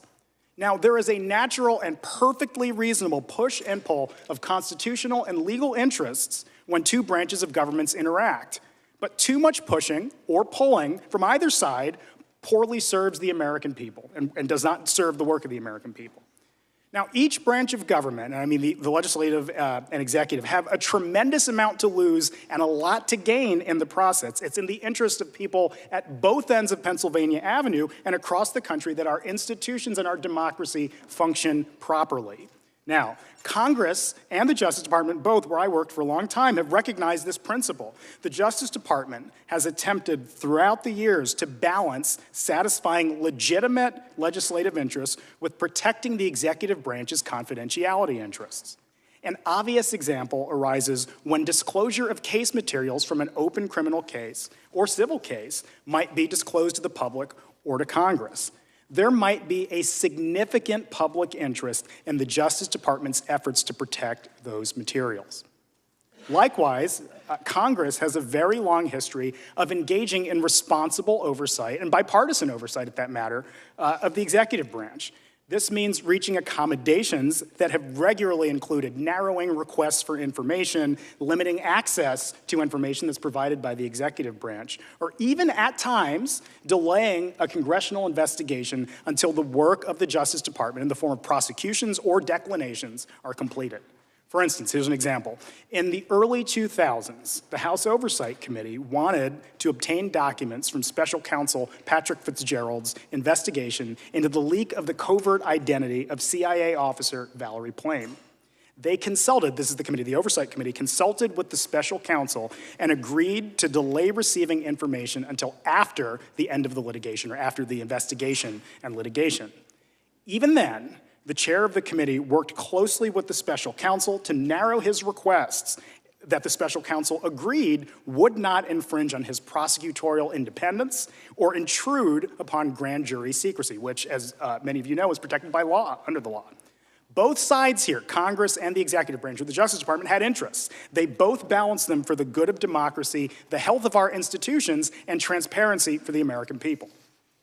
Now, as with any process of negotiation, not every party will always receive what they seek to recover, nor will they be able to protect every bit of information they wish to shield. That is not a bad thing, and we will talk about that over the course of the day. Needless to say, thank you again for inviting me to testify, and I look forward to answering any questions you might have. Thank you, Mr. Williams. Ms. Parker, you are recognized for 5 minutes. Chairman Jordan, Ranking Member Plaskett. Ms. Parker, hit that button. There you go. Thank you. Chairman Jordan, Ranking Member Plaskett, and members of the subcommittee, I would like to thank you for inviting me to come and respectfully speak to you today. The people of this country deserve the right to have faith in those sworn to protect. Faith is the foundation of hope, and hope can be restored through honest reflection of who we have become and who we could and should be. On September 11th of 2001, I was working for Merrill Lynch in the World Financial Center in New York City. I witnessed up close the horrific, deadly terrorist attacks on the adjacent World Trade Center. My colleagues and I evacuated our building and were led to safety thanks to the heroic efforts of NYPD officers. 2,977 souls were not as fortunate that day. As I watched the mayhem unfold to include people jumping to their deaths, I was shocked, heartbroken. I vowed to God that I would give back and serve this great nation. This vow led me to leave a multi-billion-dollar hedge fund in 2009 and apply to become an FBI special agent. According to the Wall Street Journal, around 45,000 people applied to be special agents that fiscal year. About 900 made the cut, and I was one of them. After 5 months of arduous training at the Academy in Quantico, I was a sworn-in special agent assigned to the Miami division. I considered it a very sacred responsibility and was honored to be entrusted to protect and serve the American people. My entire career was spent in the field, where I believed I could make the strongest impact in rescuing victims and putting criminals behind bars. It was my privilege to work alongside the finest and brightest in the FBI, local law enforcement, and our federal partners, participating in the investigations of myriad criminal cases.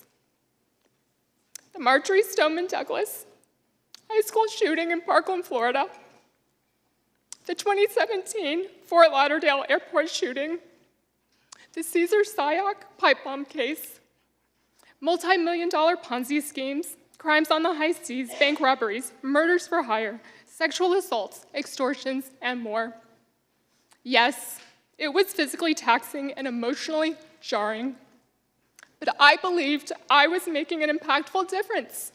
And every day, I woke up and I embraced being an FBI special agent until things changed. Over the course of my 12-plus years, the FBI's trajectory has transformed.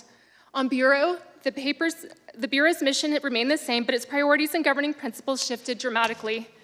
The FBI became politically weaponized, starting from the top in Washington and trickling down to the field offices.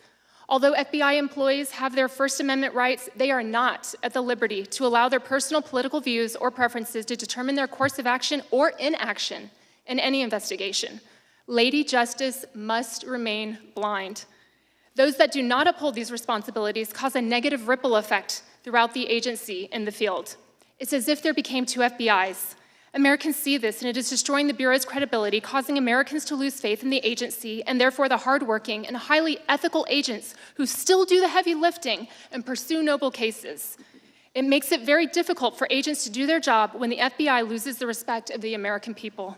There has also been a shift in recruiting practices, a lowering of the eligibility requirements, which is negatively impacting the agency's performance. And all this adds up to a loss of trust in the FBI by many Americans and low morale among many FBI employees. For many, becoming a special agent was their calling in life, but now it's merely a very dangerous and high-risk job with minimal contentment. Wary of consequences that come with voicing their displeasure, these agents keep their heads low. They work hard and they stay off the radar and they count down the days until they can collect their well-deserved pensions. For me, distancing myself from egregious mistakes, immoral behavior, politically charged actions taken by a small but destructive few FBI employees became exhausting. Although I was always treated with the highest level of respect in the Miami division, I no longer felt that I was the type of agent that the FBI valued. I began to lose passion for the career I loved, and peace came as I reflected on the victims I assisted, the criminals I took off the streets, and I remembered positive performance reviews, awards, and accolades I had been given, as I left nothing on the line in my work as a special agent.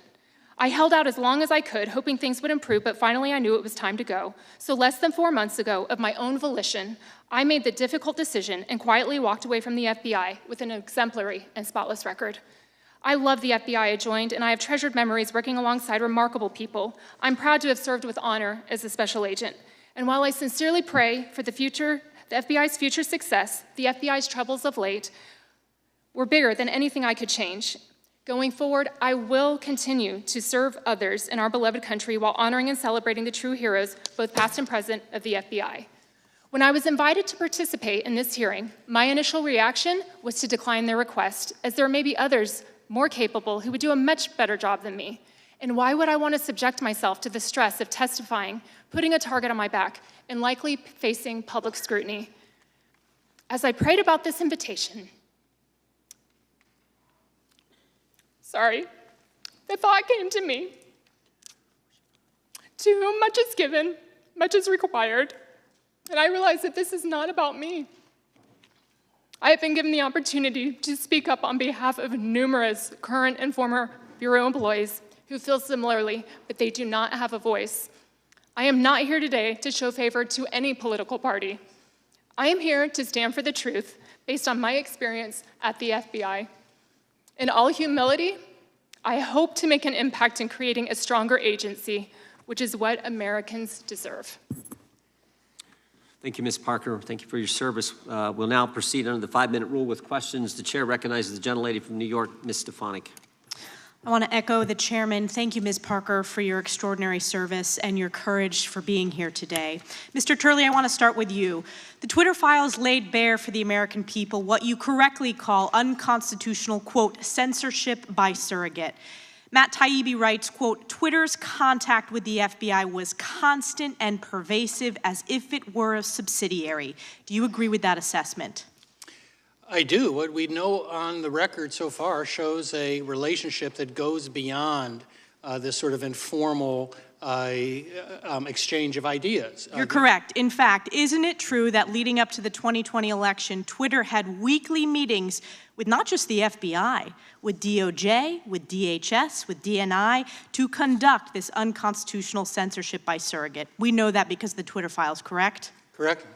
And it was not just meetings, not just censorship of stories like the Hunter Biden laptop story. We also now know that the FBI paid Twitter over $3.4 million of taxpayer funds to censor these stories before the 2020 election. Is that correct? That money was paid. Twitter confirmed that. And the Twitter files are just the tip of the iceberg because there's so much more. There was a corrupt revolving door at the highest levels between the FBI and Twitter. Look no further than Jim Baker, former general counsel at the FBI who helped unlawfully investigate Donald Trump in the 2016 election. Or look at Jim Comey's deputy chief of staff who became the director of strategy at Twitter.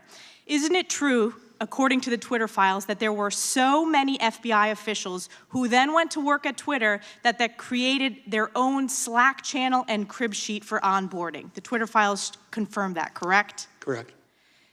Are you aware, as the American people are aware, that according to polling, of the people that were made aware of the Hunter Biden laptop story, 53% would have changed their vote, including 61% of Democrats. This is the definition of election meddling, and it's the definition of election meddling by the FBI on behalf of Democrats, paid for by the U.S. taxpayers. It's collusion, it's corruption, and it's unconstitutional. Ms. Parker, I want to go to you next about your experience at the FBI, because this is not just about the Twitter files, which folks are focused on because of the news it made. It's about a systemic rot in the culture and the politicization of the leadership of the FBI, and it needs to be rooted out. Let's take a step back. Let's look at the targeting illegally of parents who wanted to stand up for their kids at school board meetings. On September 29, 2021, the National School Boards Association sent a letter to Joe Biden equating parents at school board meetings to domestic terrorists. And on October 4th, Attorney General Merrick Garland issued a memorandum to the FBI and U.S. attorneys that the department would use federal enforcement tools to target and prosecute these parents. Do you consider parents as domestic terrorists? I do not consider parents as domestic terrorists. No, I do not. No, and neither do the American people. But there's more to this story. It goes back further than that initial letter on September 29th. Because the letter didn't happen organically, it was solicited. It was solicited by the White House and by the Secretary of Education. Essentially, the Biden administration laid the predicate for which it used to justify illegally targeting the American people, targeting these parents. Is it proper protocol, as a former FBI officer, to set that predicate, to manufacture the reasoning to justify opening an investigation? I believe that no one should be targeted for free speech and that violence should never be tolerated under any circumstance, but it should definitely not, no one should be targeted because they want to speak up at a school board meeting. This was a setup. And it was the setup, and it's the real definition of weaponization of the government against the American people. And it's not just this example of targeting parents at School Boards Association. It goes back to the opening of Crossfire Hurricane. It goes back to the faulty FISA application. It goes back to what we heard on that first panel from Senators Grassley and Johnson. It goes back to the suppression illegally of the Hunter Biden laptop story paid for by the US taxpayers. This corruption needs to be rooted out, and it's not just about protecting the US Constitution. It is most importantly about protecting the American people from the weaponization of the federal government against them. Yield back. Lady yields back. The chair now recognizes the ranking member for 5 minutes. Thank you, Mr. Chairman. Very interesting. As a parent of 5 children, I think having my rights as a parent is a very sacred trust, a very sacred trust. But Mr. Williams, would you say that having worked as a prosecutor, threats of violence against individuals is something that supersedes an individual simply being a parent? Of course, Madam Ranking Member, threats of violence are actionable under the law. When they come, prosecutors can investigate, or the FBI or any other investigative agency can investigate them and prosecute as appropriate. Sure. This one-page DOJ memo that we've made much ado about says in its first instance that the First Amendment protected activity should never be subject to prosecution, and issues a concern to illegal violence and threats of violence that are made to school board officials, most of whom are, surprise, surprise, parents, volunteers who do the unenviable job of trying to direct their children and their communities' activities with regard to education, a job most of us, thankfully, have not had to do. And I'm also troubled, I'm deeply troubled by all of the events, as well as the increase in violence and threats of violence against civil servants and federal law enforcement as we attempt to weaponize these individuals doing their job. In fact, we've seen the consequences of this rhetoric over and over again. I'm also deeply troubled by the idea of Congress, as I said in my opening statement, using oversight as a weapon to air a list of political grievances. We seem to hear much of that from the first panel, especially. I've been a member of the House Oversight Committee, where I saw firsthand how good oversight can help Congress make better public policy. Mr. Williams, you've worked in both Congress and the executive branch. Do you agree with me that oversight of the federal government is an important legislative process? Absolutely. As Representative Raskin said at the first panel, the Constitution doesn't explicitly lay out an oversight mandate, but the legislative mandate of Congress provides Congress with its ability to engage in oversight. Oversight is good when it helps the government work better. Thank you. Do you agree that congressional oversight is at its best when it's focused on addressing the real problems that Americans face on every day? The real problems Americans face every day and making government work better, absolutely, Congresswoman. I believe in congressional oversight, and committee Democrats would be willing to work together to conduct oversight of matters such as the disproportionate audits by the IRS of African American families. Recent reports about former Attorney General Bill Barr and Special Counsel John Durham. Mr. Williams, do you agree that congressional oversight works best when it's bipartisan in nature? Absolutely. And have you seen examples of that in bipartisan investigations? Oh, absolutely. I know that it's so infrequent now, but have you ever seen any? Absolutely. A great example is in 2016 when the House Committee on Oversight, led by Republican Chairman Jason Chaffetz and Ranking Member Elijah Cummings, worked together on an investigation, a bipartisan investigation of the United States Secret Service and mismanagement and misbehavior there. It led to bipartisan legislation that made, as I said, the government work better and Secret Service a more functional organization. What about cooperation between the branches of government? Is it necessary for Congress to be willing to work with the executive branch in investigations? Yes, and vice versa. Absolutely. The executive branch should be willing to work with Congress as well. And would that first instance be trying to come to agreement as to when and how documents and information could be given? Absolutely. The public sees hearings but does not see that when the process works properly, there's a back and forth and a give and take between the two parties at both ends of Pennsylvania Avenue, as I said before. Would you Yes, say both 2 sides. weeks into the Congress issuing subpoenas might be a bit premature for the investigation and cooperation between those branches of government? Certainly, Congressman, Congress has the authority to issue subpoenas quickly if they wish, but I guess you get more flies with honey than with vinegar, to be cute. And working with the other side collaboratively is always going to be a better approach. Vinegar seems to work better on social media, though, than the honey. I yield back. I think the gentlelady, I would just point out, we tried the honey. 100 letters we sent in the last Congress. We tried the honey. The last Congress, you're now the chair. The honey didn't work. You're now That's why in we the sent majority. You subpoenas. should have tried that first as the chair of this committee, not as the ranking member. We tried. We You tried didn't do with that 100 as and some chairman. letters. You didn't. The chair now recognizes the gentlelady from the state of Wyoming, Ms. Hageman. Thank you, Chairman Jordan. It is a privilege to serve on this select subcommittee, and I look forward to the work we have ahead of us.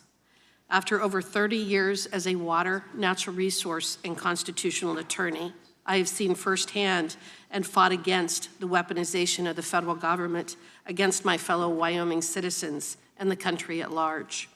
Through the testimony of our witnesses today and the points made by my colleagues, it is clear that the culture and mission of the FBI and DOJ has changed in a manner which runs counter to the rights and liberties of the American people. The purpose of government is to secure our natural rights. Yet the testimony we have heard and the information received from the whistleblowers and other investigative findings has shown that the FBI's mission has moved from securing those rights to using them as a predicate for investigating and surveilling the American people and weaponizing their government structure against them. Mr. Baker, in a Wall Street Journal piece you wrote titled, "The FBI Needs a Ray of Courage," you stated that in response to Attorney General Garland's memoranda directing the targeting of American parents, Director Wray should respond by highlighting that the FBI won't undertake any investigation based on speech alone. It is troubling that that statement would even need to be made. But Mr. Baker, do you think your advice was heeded by Director Wray? In fact, I remember that episode quite clearly. I wrote that article in October, just days after the announcement became public, and I was in touch with high executives at the FBI a day or two after that. They assured me that the FBI would maintain the standard of only investigating those situations where there was violence and not investigating free speech. I have to accept the ranking members of the FBI who told me that. However, my article in the Wall Street Journal still stands. We needed, the FBI needed, the American people needed to hear Director Wray say that publicly, as other FBI directors have spoke up to previous attorney generals and previous presidents, and he never did, publicly. And the American people needed to hear, we wouldn't be having this discussion today if he clearly stated that we will not investigate speech, we'll only investigate violence. We're still waiting for that statement. Okay. Mr. Turley, from what Mr. Baker just said, we have seen two issues stemming from this abuse and change of priorities within the FBI and DOJ. They are either investigating Americans based upon their constitutionally protected rights, or they are flagging lawful action to which they have political objection. In some of your recent writings, you have identified two very important points from the revelation of the FBI Twitter relationship. First, that this relationship is a First Amendment violation as it constitutes censorship by surrogate or proxy. And second, you also are concerned that you don't know what is more menacing, the role the FBI played in Twitter's censorship program or its response to the disclosure of that role. The Constitution is a limited governance document. The First Amendment identified our God-given right to speak freely and imposes restraint that the government shall make no law abridging the freedom of speech. Mr. Turley, can you explain the implications of the government relying on private industry to circumvent the First Amendment? Thank you for that question. The Supreme Court and lower courts have spent a great deal of time trying to define when a relationship with a private party can cross over to a type of agency relationship. And that also applies on the state level through the 14th Amendment. In cases like Page, for example, you have situations where you have a government official who called an employer to say, I don't like what this person said in a public meeting, and that employee was fired. And the court said, you know, that is government action. That is a violation of the First Amendment. One of the things that this subcommittee has to deal with is that difficult line, and I admit it is difficult. But in these Twitter files, there's a very disturbing picture that emerges. You have regular meetings between the FBI and Twitter. They even offered to give clearances to Twitter officials. You have complaints among Twitter employees that this is overwhelming in terms of the number. And what you really see is how insatiable censorship becomes, that eventually they were doing what appeared to be word searches and just sending all of these postings in for possible action by Twitter. And that included things like jokes and other things that anyone looking at it would realize that this is not a nefarious Russian operation. So when we talk about surrogate censorship, we're talking about one of the most serious threats against free speech.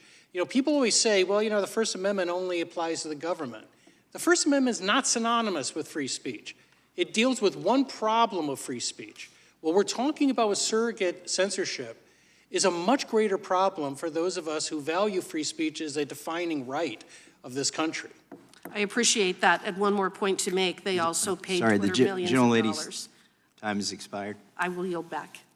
Thank the gentlelady from Wyoming, and now I recognize my friend on the other side of the aisle, Mr. Lynch, who worked successfully and diligently with our late friend Walter Jones to secure the release of 28 pages of the 9/11 document.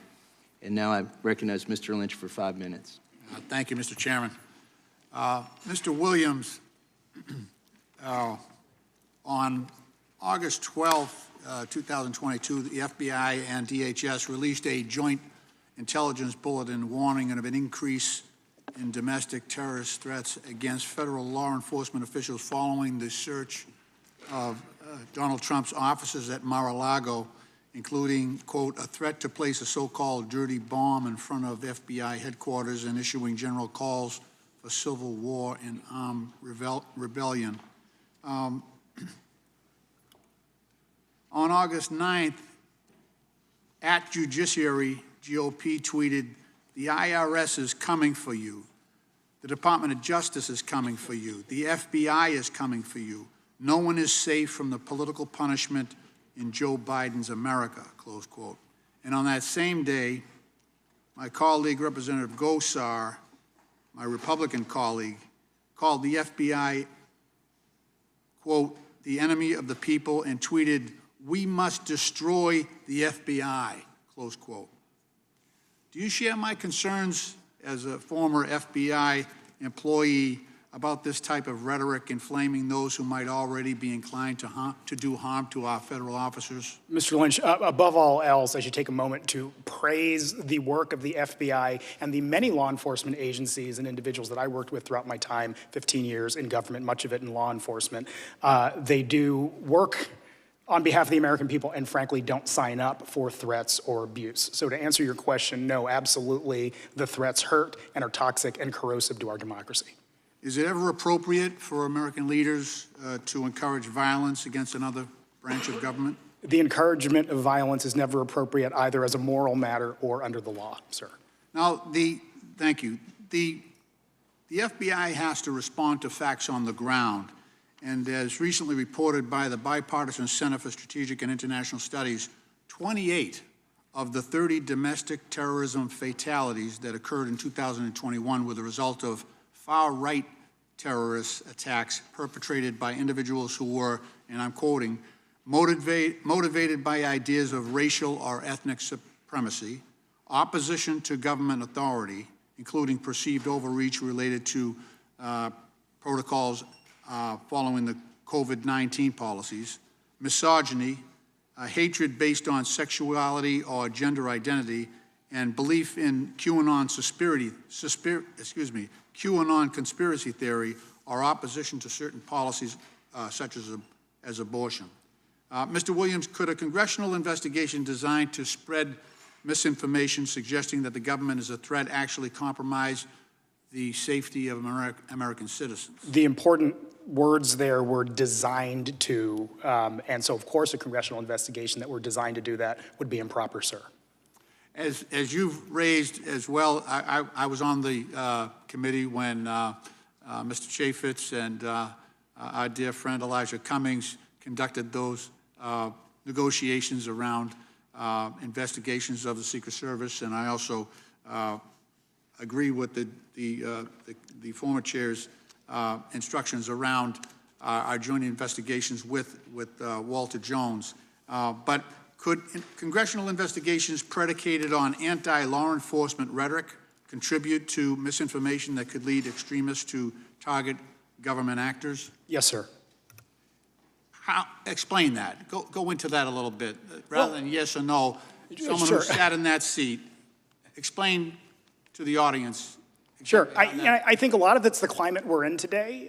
There is a significant risk of harm to an individual when people are whipped up by what they read and see. And so certainly these aren't mere statements. In addition to being legally actionable, they come at a significant cost, sir. At the same time, a unilateral, this committee is based on the premise that that the American people are under attack by the federal government, by Department of Justice, by the FBI, by the Department of Homeland Security. That's the premise on which this committee was based. And I just regret the impact that that's going to have on people who might otherwise consider serving in those agencies, and I just wonder if you have a perspective on that as well. Again, as I said briefly before, people come to, and in my experience, the vast majority of people I worked with, and frankly, if not all of them, came to serve, came to treat the rule of law as their guide and serve the American people. The fear of threats will chill people's ability, number one, to do their jobs, but also in terms of recruiting. People will not want to sign on for a job that will come necessarily with being threatened or doxxed online, sir. So I absolutely agree with that statement. Thank you. My time has expired. I yield back. Gentleman yields back. The gentleman from Louisiana, Mr. Johnson, is recognized. Thank you, Mr. Chairman. A lot has been said here about the fear of threats, but what we're concerned about in the scope of this committee is the fear of threats to the American citizens. The reason we use the term weaponization is because it is appropriate. We have so many examples of that across so many federal agencies. They were designed to serve and protect the American people and have been used in recent years against them, that it will take us probably 2 years to lay that out. But I just want to focus on one that's been mentioned this morning because the timeline is important. The school boards issue. On June 22nd, 2021, Loudoun County parent Scott Smith spoke out at his local school board meeting and he was arrested. On September 29th, citing Mr. Smith's arrest as an example, the National School Boards Association sent a letter to the Biden administration requesting federal law enforcement involvement in local school board disputes. Now, here's what's really important. We learned later that the White House helped the NSBA draft that letter to itself. On October 4th, Attorney General Merrick Garland issued the now infamous memo directing federal law enforcement to mobilize against the parents of school children who protest at their local school board meetings. He turned the FBI, the U.S. Attorney's offices, the full weight of the Federal Department of Justice against the very citizens they were sworn to defend and protect. On October 12th, we learned that the Loudoun County parent Scott Smith's daughter was actually sexually assaulted at her school and that the school board covered it up, and that was the reason why that dad showed up to protest. 9 days later, October 21st, happened to be the day previously scheduled for Attorney General Merrick Garland himself to appear before our House Judiciary Committee. In that hearing, as my colleagues will remember, he was forced to acknowledge before our committee that the NSBA letter was the basis of his memo targeting concerned parents. But he refused to acknowledge the obvious chilling effect that memo, involving the full weight of the federal law enforcement apparatus, would have on parents' protected First Amendment speech. He also, by the way, refused to commit to a mandatory, under federal law, mandatory ethics review of his own family's financial ties to advancing critical race theory in schools and its relation to his school board memo and the obvious appearance of the conflict of interest therein. I encourage all interested citizens to watch the video of that hearing. It was pretty contentious.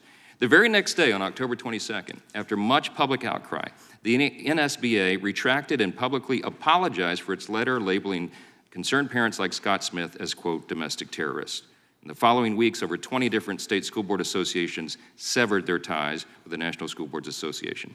Our Democrat colleagues have tried to downplay the importance of this select committee and even criticized its name as hyperbolic. But as this example and so many others clearly show, key agencies have indeed been weaponized. We're informed even still today that that memo has not been retracted by the Attorney General. Here's the question, Mr. Baker. You were an FBI agent for 33 years and were involved in a lot of the important and noble work there, but you've also said clearly and been vocal about some of the egregious overreaches you've seen from the FBI and the DOJ. In recent years, you've described what has devolved into a culture of, quote, deceit and deception, involving, quote, alarming FBI behavior, and you've written that those abuses threaten the liberties of those on the left as well as the right. Professor Turley just cited statistics here today that there are large numbers of Americans who now distrust the FBI. Our task here is to determine exactly how that's happened and how to correct that framework. Mr. Baker, here's the question. In your testimony, you noted that FBI Director Mueller, a couple of decades ago, worked to centralize the FBI, meaning that he centralized all information and decision-making, making that at the FBI headquarters, as opposed to his predecessor's decentralized model, which empowered the field offices instead. Do you believe the elimination of all those layers of supervision, review, and independent judgment is a key reason for all this corruption we see today, and that it's something that must be reformed and reversed? Yes, in fact, I do. Hit that button for me, if you will. Yes, in fact, I do, Congressman. I don't use the term corruption. The term I think is more appropriate that your colleague, Congresswoman Stefanik, used, the rotten culture, the culture rot. And specifically as regards to centralization, there's no question about it. Traditionally in the FBI, field agent had an investigation. He had a field supervisor above him. Above him was the agent in charge of that office. Only then did the information and the decision-making go to FBI headquarters. What happened under Mueller's centralized thing, all of that was eliminated. They ran these key investigations, the Hillary Clinton email investigation, and then the Trump collusion investigation, out of headquarters, eliminated all these layers of independent judgment, supervision, gone. So you had someone like, somebody mentioned his name already here, Strzok not only writes the communication opening the case, he goes the next day to London and conducts the first interview in the case.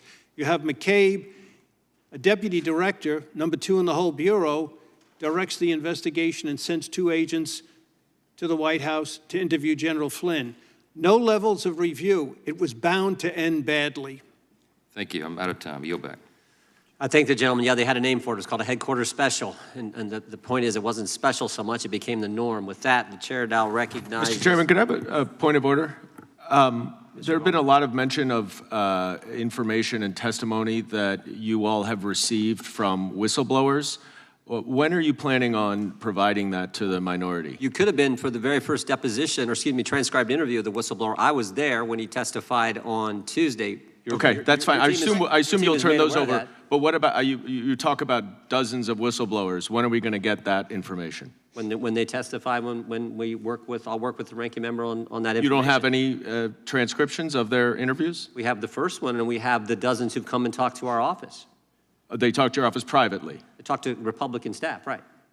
And they're not transcribed, no notes, no nothing? The first one happened Tuesday. No, I'm not talking about the first one. The first one happened Tuesday, the dozens. next one happens tomorrow, the third one happens next Wednesday, and we'll continue to do that. You just said dozens. Do you have notes from those, or they're just talking to you, your staff? Mr. Chairman, isn't that how whistleblowers typically work? Well, it's how they're supposed to work. It's not how they worked in the impeachment that Mr. Goldman was a part of when Mr. Schiff said he didn't have contact with that whistleblower, but in fact Actually, he did. it worked exactly appropriately we're until doing Mr. it the way you're Trump would supposed not to do it. allow... We're doing it the way we're supposed to do it, Mr. Goldman. No, you're supposed to turn it over to the minority.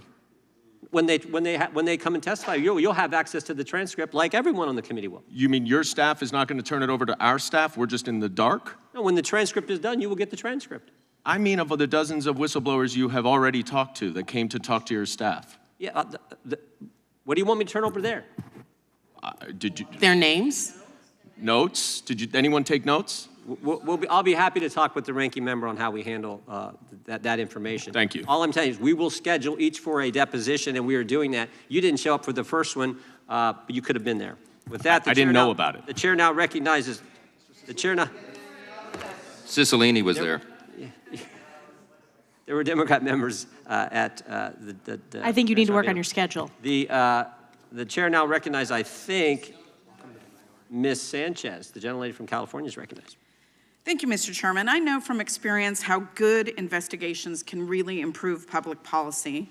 In 2009, my investigation shed light on the traumatic brain injury risks that accompany professional football, and I'm proud to say that that work changed how football teams and, more importantly, youth sports leagues address concussions. But I have also seen congressional oversight at its worst. I served on the Select Committee on Benghazi, and I saw how politicized and expensive that investigation was, and I want to note again that the final report found no new evidence of wrongdoing. Mr. Williams, you've handled oversight for both Congress and the executive branch. Based on your experience, what are the hallmarks of fair and effective congressional oversight? Again, fair and effective oversight is number one. Does it serve to make government work and function better on behalf of the American people? And then I would say, two, is there a process of accommodation between the branches of government that are seeking to have information? And that's so that, you know, in my case, that was the Justice Department and the Department of Homeland Security, but any government entity, are they working productively together? Those two things. I'm glad you raised the issue of accommodation process. Yeah. Can you explain why that's necessary and why the government can't simply comply with every congressional oversight request the moment that it's made? Sure, and here's an example, Congressman Sanchez. It's actually more efficient in many circumstances for the parties to attempt to come to an agreement prior to whether it's issuing subpoenas or going straight to hearings and so on, because of the fact that things that are more contentious are far more likely to end up in litigation and tied up in the courts for whether it's months or years thereafter. Where if the parties had just at the beginning tried to resolve it, like the judge I clerked for used to say, can't y'all work this out? We'll try to work it out up front and come to some agreement where not everybody gets what they were initially asking for, but somehow the process moves forward. Last week, just 2 weeks after being named chairman, Mr. Jordan served multiple subpoenas seeking internal information from the executive branch. In your experience, can it sometimes take time for the accommodations process to play out? Exactly, as I said, it can take time, but it's far more productive to end up with a more time-consuming process up front, but where everybody ends up getting what they want. Thank you. Now, I'm not a prosecutor, but you've been a prosecutor, yes. Correct? Yeah. The chairman of this select committee held a press conference earlier this week to talk about various interviews that his staff is conducting. Yes. Now, I haven't been able to be in those interviews, but I want to ask you about some things that the committee should keep in mind as it moves forward with our work on this select committee. Could the fact that someone has no firsthand knowledge of the matters they're discussing impact the credibility of what they say? Yes.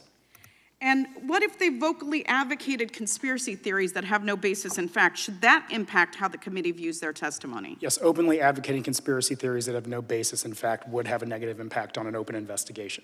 Thank you. And now I just want to clarify some of the discussion that we've heard about parents protesting at school board meetings. People have the right to free speech in this country, but is that an absolute right? Absolutely, and the best example is threats against other people are not, it's just not protected speech. And in fact, many of these people who have shown up at school board meetings had threatened school board officials with violence or even with death. And isn't that the reason why they were placed on this,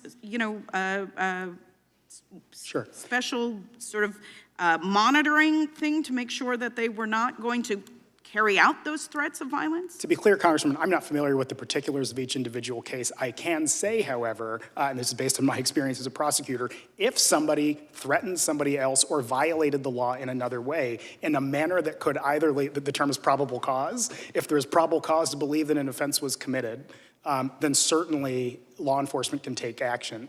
And frankly, if law enforcement oversteps its bounds, there's a process through the civil rights process or any other way of dealing with that and addressing it. So again, we have the right to free speech in this country, but it's not absolute if it includes threats against other people.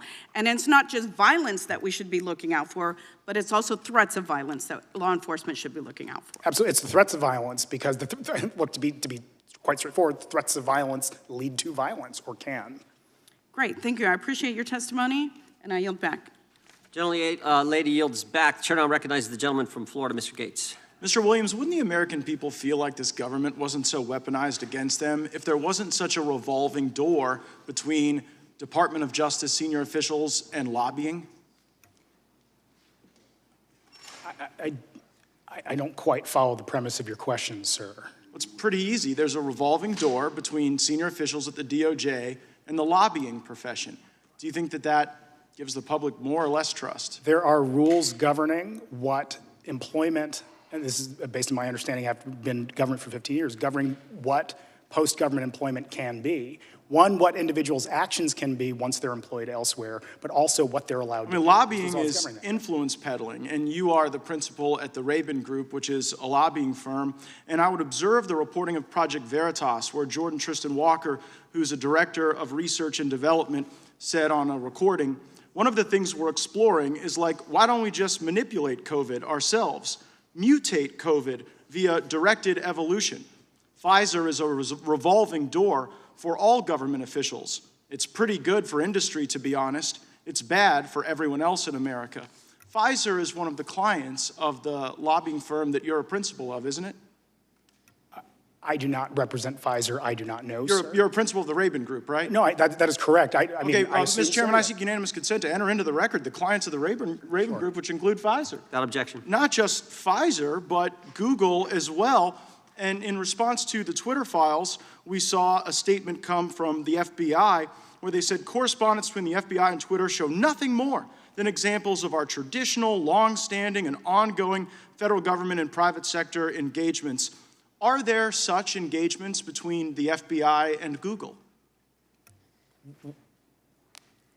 When you say such engagements, sir, I don't quite Does Google engage with the FBI, Mr. Williams? I don't work for either Google or the FBI, sir. I'd have to again point you to your own client list that you advertise on your own website, which includes Google. Does it surprise you that at the Rabin Group's website, Pfizer and Google are clients? It does not surprise me, sir, no.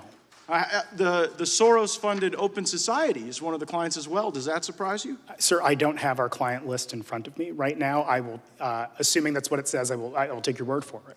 Yeah, I would think that maybe one of the legislative initiatives we could pursue would be to tighten this revolving door that folks at Pfizer and folks at Big Tech seem to freely acknowledge, in which you seem to be the incarnate of the revolving door. Mr. Baker and Ms. Parker, I want to assure you both that we come not to trash the FBI, but to rescue the FBI from political capture.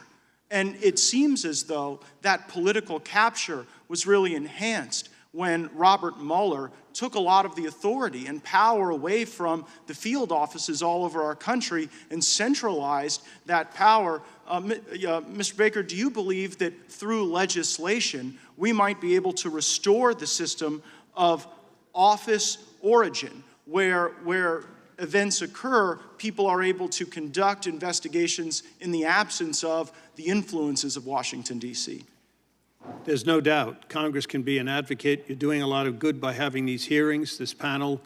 A lot of these things, though, have to be done internally by the DOJ and the FBI. But there's absolutely a role for Congress, looking at the abuses of Pfizer for one, the abuses of the unmasking for another, the abuses of the indirect targeting, which actually the CIA and the NSA do rather than the FBI.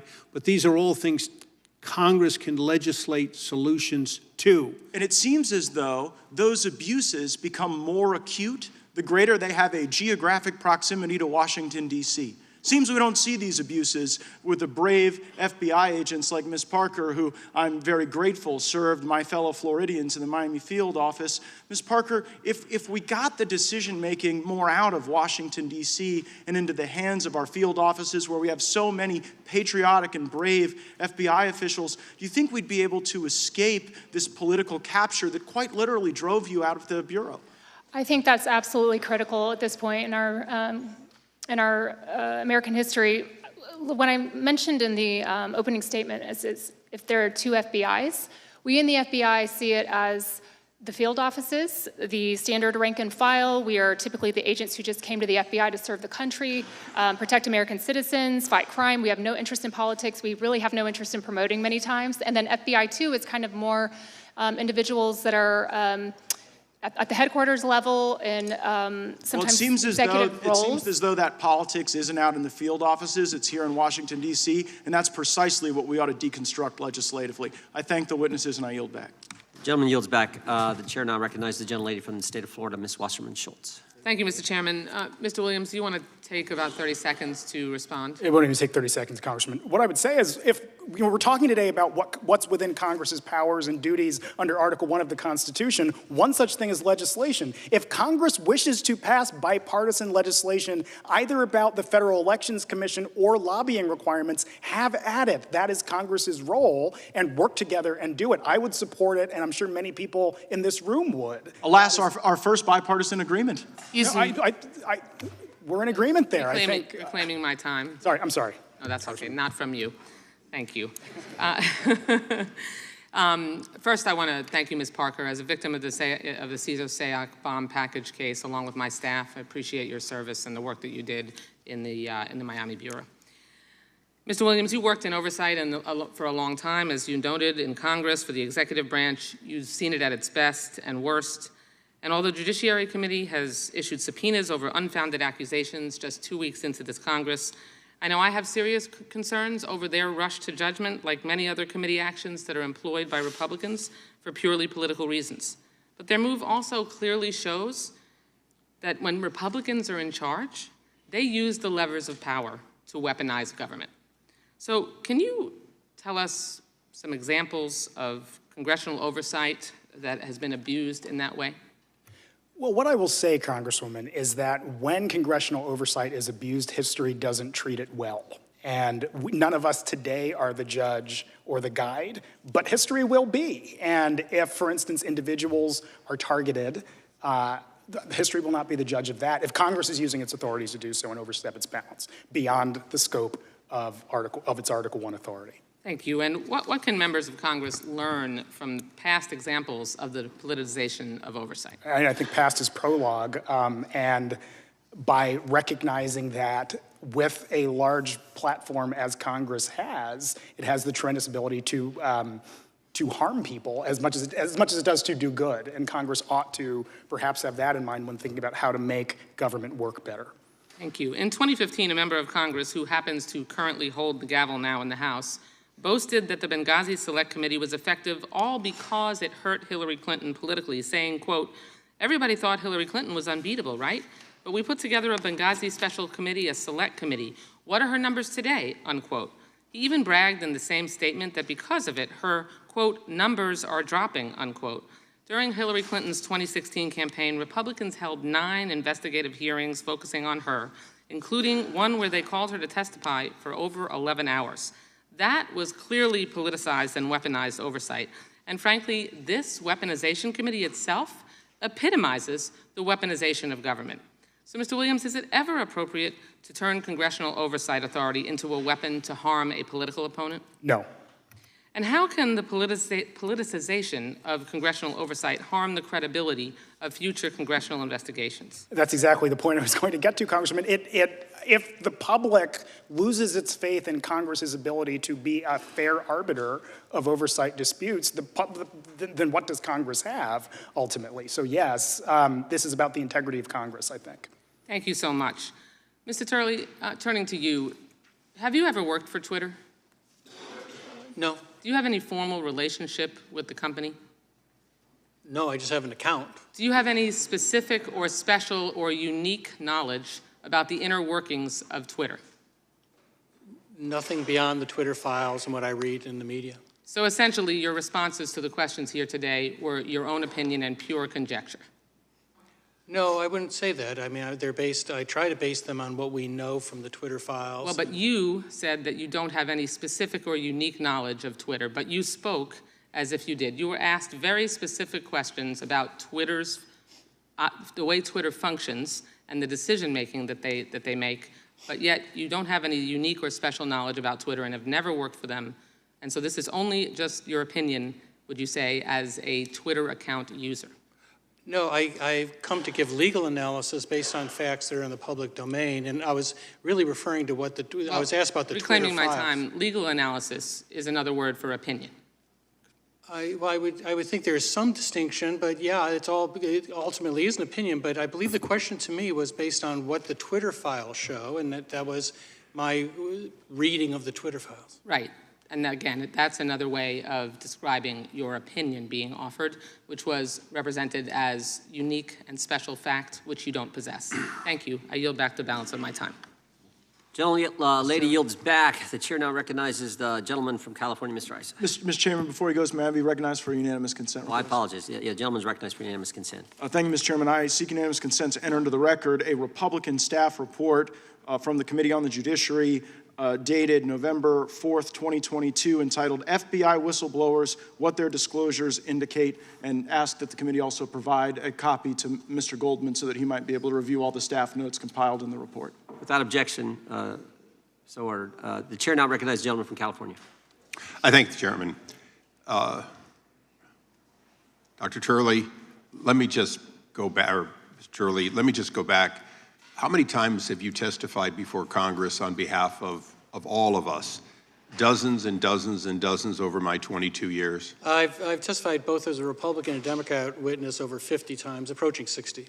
So, to use a term of art, you're an expert witness when it comes to evaluating the Constitution and a great many laws and their interpretation. That's how I've been called. That's why I've been called to this. And you teach in that role. I do. Okay. And I want to thank you because in my 22 years, I have seen you representing both sides many times and normally treated with the respect that your opinions based on your readings or your scholarly work are generally respected by both sides of the aisle, and I thank you for that. You know, this committee is rightfully being talked about, subcommittee, about as weaponization of government, but I just want to clear up a couple of points. The previous operation known as Operation Choke Point, where government limited people's ability actually to have bank accounts, that would be weaponization by government, a decision by government to affect commerce, correct? Well, it certainly affects commerce. There's no question about that. Okay, and it's outside what one would think the administrative state has a right to do in any sense. Our liberties include that right to have commerce not impinged by based on our political views by our government. So, in a sense, the weaponization of DOJ isn't new, is it? It predates this administration and even the previous one. No, that's true. Some of the darkest chapters in our history have come from the Department of Justice losing that independence and objective element that they pride themselves on. And that goes back to the Palmer raids and even before then. And whenever the DOJ and the FBI has lost its way in that sense, it has come at a great cost to the country as well as the department. Well, and speaking of lost their way, back in 2010, 2012, with the IRS's targeting of conservative groups headed by Lois Lerner, that certainly limited the free speech of those organizations when they were denied their ability to hold themselves as not-for-profits, correct? That had serious free speech implications. So when we look at the weaponization of government, we should not limit it to three-letter words over at DOJ, but in fact, we need to look at government broadly and how it might impinge free speech or our rights to simply have our liberties. And to that extent, we've covered a lot of the FBI, and I think that's important. I'm mentioning the IRS, but behind there, I have a concern about the FBI.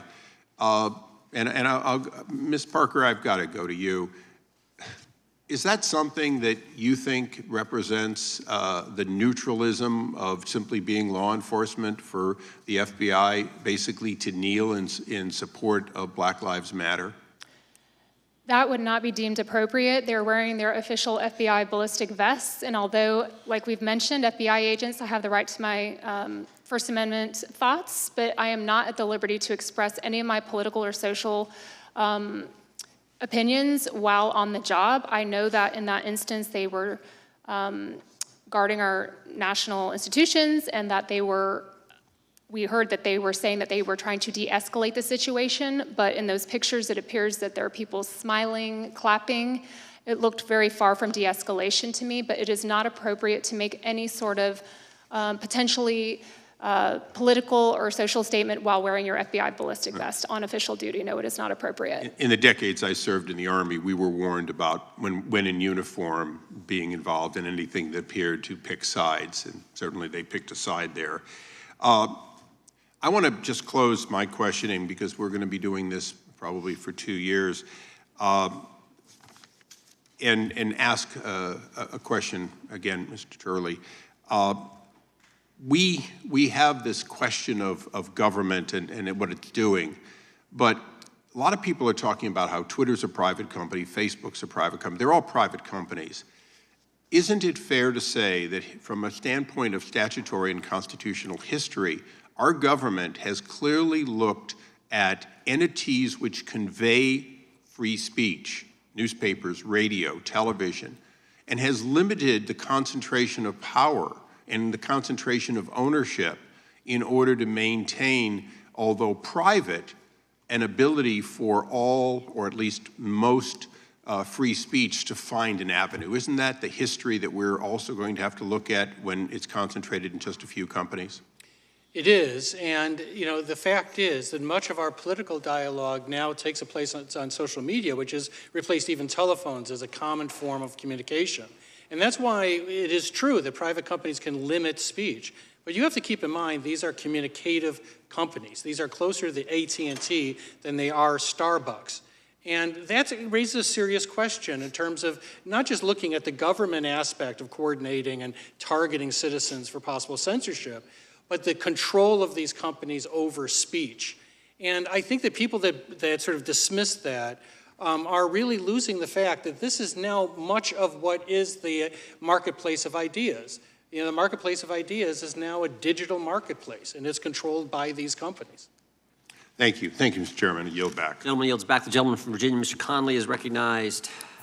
Thank you, Mr. Chairman. And I'm so glad my friend from California just brought up Lois Lerner and the IRS. And your comment, Professor Turley, that was troubling in terms of targeting a particular point of view, because, of course, that's not true. As we learned, the Inspector General, the TIGTA, deliberately focused only on conservative filters, even though he was presented with clear evidence that the filters were nonpartisan. There were liberal filters, lefty filters, conservative filters, Republican filters, Democratic filters, but they chose because they wanted to make a case that this was deliberate censorship and targeting by the IRS. Wasn't true, never was true. False premise. And that's what I worry about right here on this committee. The premise is the FBI is tainted. The FBI is doing dirty work. It's got the hobnail boot of government on the necks of the American people who are simply trying to express themselves. Mr. Williams, you think the insurrectionists, thousands of them, who came here, many of them armed, that led to 5 deaths and the storming of the Capitol, to try to prevent the constitutional certification of the counting of the ballots for the President of the United States on January 6, 2021. You think that was nothing more than patriots that got a little carried away and they were just expressing their First Amendment rights, and the FBI shouldn't have been looking at it and certainly shouldn't be prosecuting people for it? Well, certainly, sir. I believe almost 1,000, if not over 1,000 people have been charged with crimes in connection with that day. Several people have now been convicted by juries and also with findings that were affirmed by federal judges of seditious conspiracy. That's using force or threats to impede or delay the execution of laws of the United States. So I guess I hear you saying we need to make a distinction between the expression of views, which is absolutely protected under the Constitution of the United States, First Amendment, and the use of violence to propound and propagate those views. That is correct. So the First Amendment does not protect the use of violence. Correct. In fact, that's illegal. Correct. So when we talk about parents just going to school boards, trying to express their concerns, that's true. Many parents go. I was a parent with a kid in a school system. I was a card-carrying PTA member. I certainly testified now and then about the school budget or school issues, but I didn't threaten the lives or families of school board members.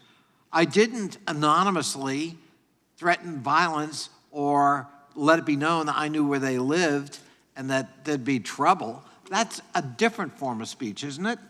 Yes. Would it be wrong for the FBI, under some circumstances, to be called in to look into that for the protection of elected school board members, and for that matter, active parents? Both the FBI or state and local authorities who also have the ability to investigate violent crime. So do you think the FBI is the enemy of the American people?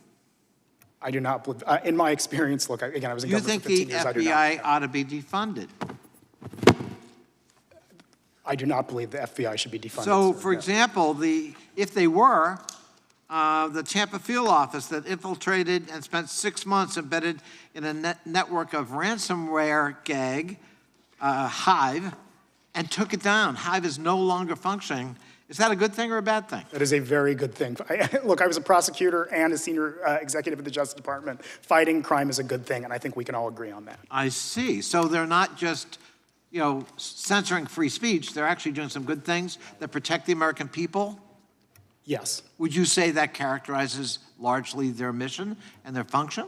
In my experience of working with the FBI and other federal law enforcement for years, absolutely, sir, that was my experience. So we have to put everything in context here. We can't allow somebody who asserts they're up to no good because a particular agent or a couple of agents may be doing X, Y, and Z, ought not to taint the entire function and mission or personnel of the FBI. Is that a fair statement? That is a fair statement, correct.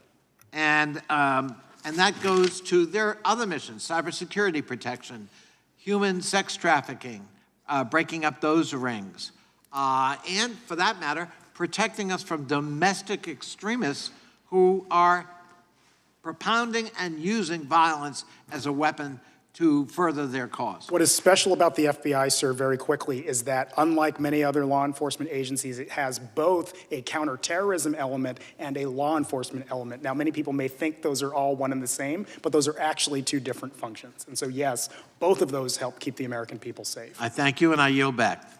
I think the gentleman from Utah, Mr. Stewart, is recognized. Thank you, Chairman, and to witnesses. Thank you, Mr. Turley. My condolences that you've had to sit through 60 of these, but thank you for being willing to do that.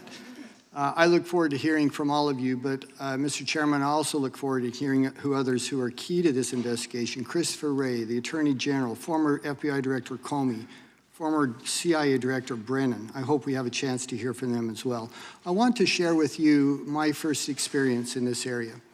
2017, member of the House Intelligence Committee, after months and months of stonewalling, we were finally allowed to go to the FBI building and to read the FISA application on Carter Page. And after reading that application, it was very, very clear to me the FBI has lied to the FISA courts. The FBI has lied to Congress, and the FBI has lied to the American people. After that, I had a similar experience with some CIA documents and then other agencies. And the result of this is when, Mr. Turley, you talk about losing the faith of the American people, if an FBI agent called me today and said they wanted to speak with me, I would never speak to them, regardless of the topic, without my attorney present. And by the way, Congress has to reauthorize 702 this year. And we are a long way away from getting the trust of confidence because of the subject we're talking about today. And we'll lose a valuable tool if many people are simply going to say, we won't give them that authority, they abuse it. I'd like to focus on the FBI abuse if I could. I'd remind you, Carter Page was an innocent American citizen. The FBI said he was a Russian spy. Turned out that was not true. In fact, turned out there was zero evidence that he was a Russian spy. And yet, the FBI IG went and looked at the FISA application, and this is what they found. And Mr. Williams, I hope you'll pay attention to this because I'm going to ask you a question about this. They found 17 significant errors of omissions. They found 51 wrong or unsupported factual assertions, including FBI lawyers who simply made up evidence and included it in the FISA application. Disgusted by this, I would suppose, the IG went and looked at random 25 other FISA applications and found significant inconsistencies and omissions in every one of them. Mr. Baker, you're a former FBI agent. Do you think that 17 omissions, 51 wrong assertions in a FISA application that, by the way, if you're going to get one right, Don't you think that one that's targeting the President of the United States would be one you'd be particularly careful of? And yet they found that many omissions. Do you find that a standard acceptable? Of course not, Congressman. And in fact, it's actually even worse than you described. There was exculpatory information available that was not considered. Some of the information that was considered, we now know from the Steele dossier was false. That's right, and the list goes on. But even beyond that, the fact is that individual American, that U.S. person, Carter Page, should not have been subject to that FISA surveillance because he was an individual who, this is all on the public record now, had cooperated with the CIA and the FBI in previous investigations. So he would, by the guidelines that existed then, he should have been excluded from FISA. He could have been directly interviewed. That's right. Mr. Baker, I'm going to cut you off because you've made your point. Mr. Williams, do you think that, as I've described to you, 17 omissions, 51 wrong assertions in one FISA application is professionally done? Sir, I would say that this is a matter that continues to be of interest to the Justice Department. It's a simple question. Do you find that acceptable? I think it's hilarious that you won't say, no, I don't. What I'm saying, sir, is that this is a matter before the Justice Department and Congress that has been ongoing for years. Okay, so you won't answer the question. What I will say is that it makes sense for you to direct the question to the Justice Department. I'm asking your opinion. I'm not asking you for any insight into their investigation. I'm asking for a simple opinion. Do you find that acceptable? What I will say, as is my never mind. opinion, Do not answer the question. I think he's answered. Because of this, the FBI initiated reforms. And you know what they were? Trainings. Here's some trainings for senior FBI officials. Training number 1, don't lie to FISA courts. Training number 2, don't make things up. How about training number 3, don't hide evidence. That's what senior officials in the FBI did. And if I wish I had more time, I'm almost out of time, because I would come to you and ask, first, Mr. Williams, I'd come back one more time and ask you if you find that acceptable or not, but we won't waste time with it. I would ask, how do we restore faith in the FBI? Because we want to trust the FBI. And people say you're going after the FBI. What nonsense. We're trying to protect the FBI. I know FBI agents who are deeply offended by what they see. They want us to hold them accountable, and that's what the committee is going to do. Thank you. I yield back. Thank the gentleman. The chair now recognizes the gentleman from California, Mr. Chairman. Thank you, Mr. Chairman. It pays to do a lot of listening, and what I've heard is a lot of discussion about this memo. And we ought to really take a look at it. In fact, it's on the FBI website right now. You can pull it up as I talk. And, Mr. Chairman, I'd like to enter that memo into the record. Thank you. So what do we really have here? I've read the memo. I recommend we all do. It starts off in the first paragraph making it perfectly clear that 1, the lawful First Amendment protection activity should never be subject to persecution, or prosecution. That's the free speech piece right there in the very first paragraph of the memo. And 2, the actual issue of concern in this memo is the illegal violence, which has been discussed by several of you as totally illegal, or threats of violence. So let me be very, very clear here. We have myriad examples of extraordinary, serious, violent threats targeting school board officials that should be of concern to everyone in this room and all of my colleagues. Behind me are just 3 of the written examples that were of concern to the FBI. 1, quote, "It's too bad that your mama is an ugly communist whore. If she doesn't quit or resign before the end of the year, we will kill her. But first, we will kill you." It would seem to me that is a rather clear example of a violent expression of free speech, which is illegal. also behind me is another written, this is why Hitler threw you, expletive, into the gas chamber. Third, we're coming after you, stinking traitors of America. This is what was out there in public school board meetings. I would love to show you the videos of those meetings, but we're not allowed to under the rules, apparently. But if we were to do that, we would have a rather clear and numerous examples of violent threats to school board members, teachers, administrators across this nation. This memo by the Attorney General, however it came to be, and that's been discussed here, that maybe somebody suggested that he take action on this, which is rather common. There's not one of us on this dais that hasn't been asked by one or more of our constituents to do something. And so the Attorney General does.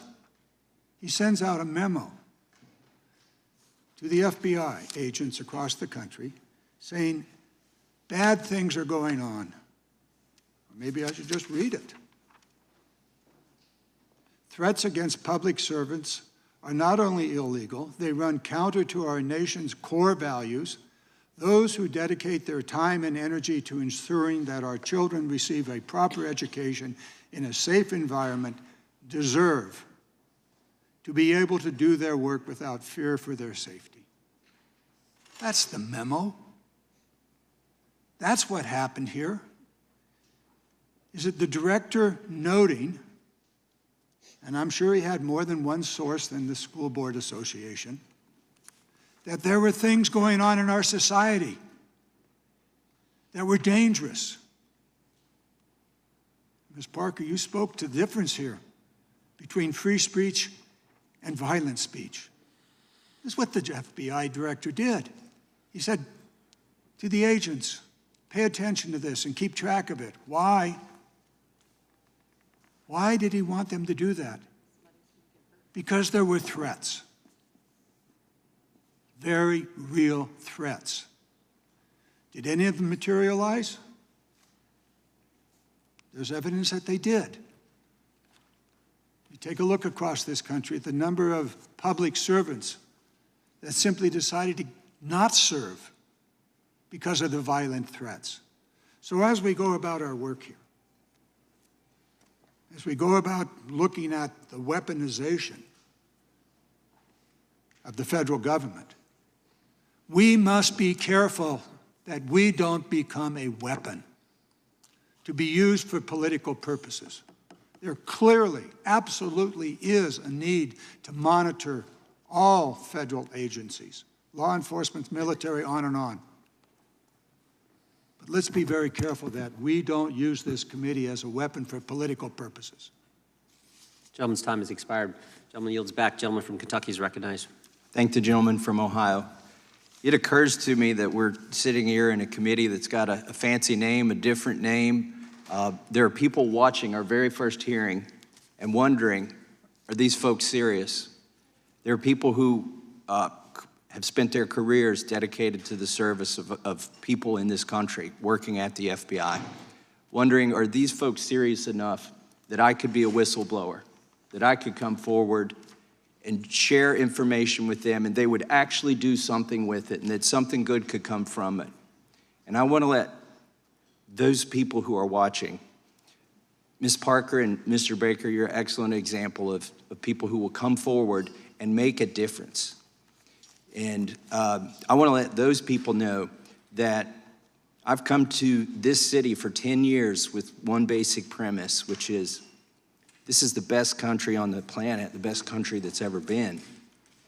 It's deeply flawed, but we owe it to our children to fix it. And that's why I sought to be on this committee. And that's why I thank you, Mr. Baker, and you, Ms. Parker, for being here, and why I invite others who are watching to please come to us. Find somebody on this dais that you trust and tell us your story so we can fix it. And speaking of fixing things, I want to talk about the FISA program, which, Mr. Baker, you've talked about in your testimony, particularly 702 parts of it that we are going to re-examine and reauthorize potentially.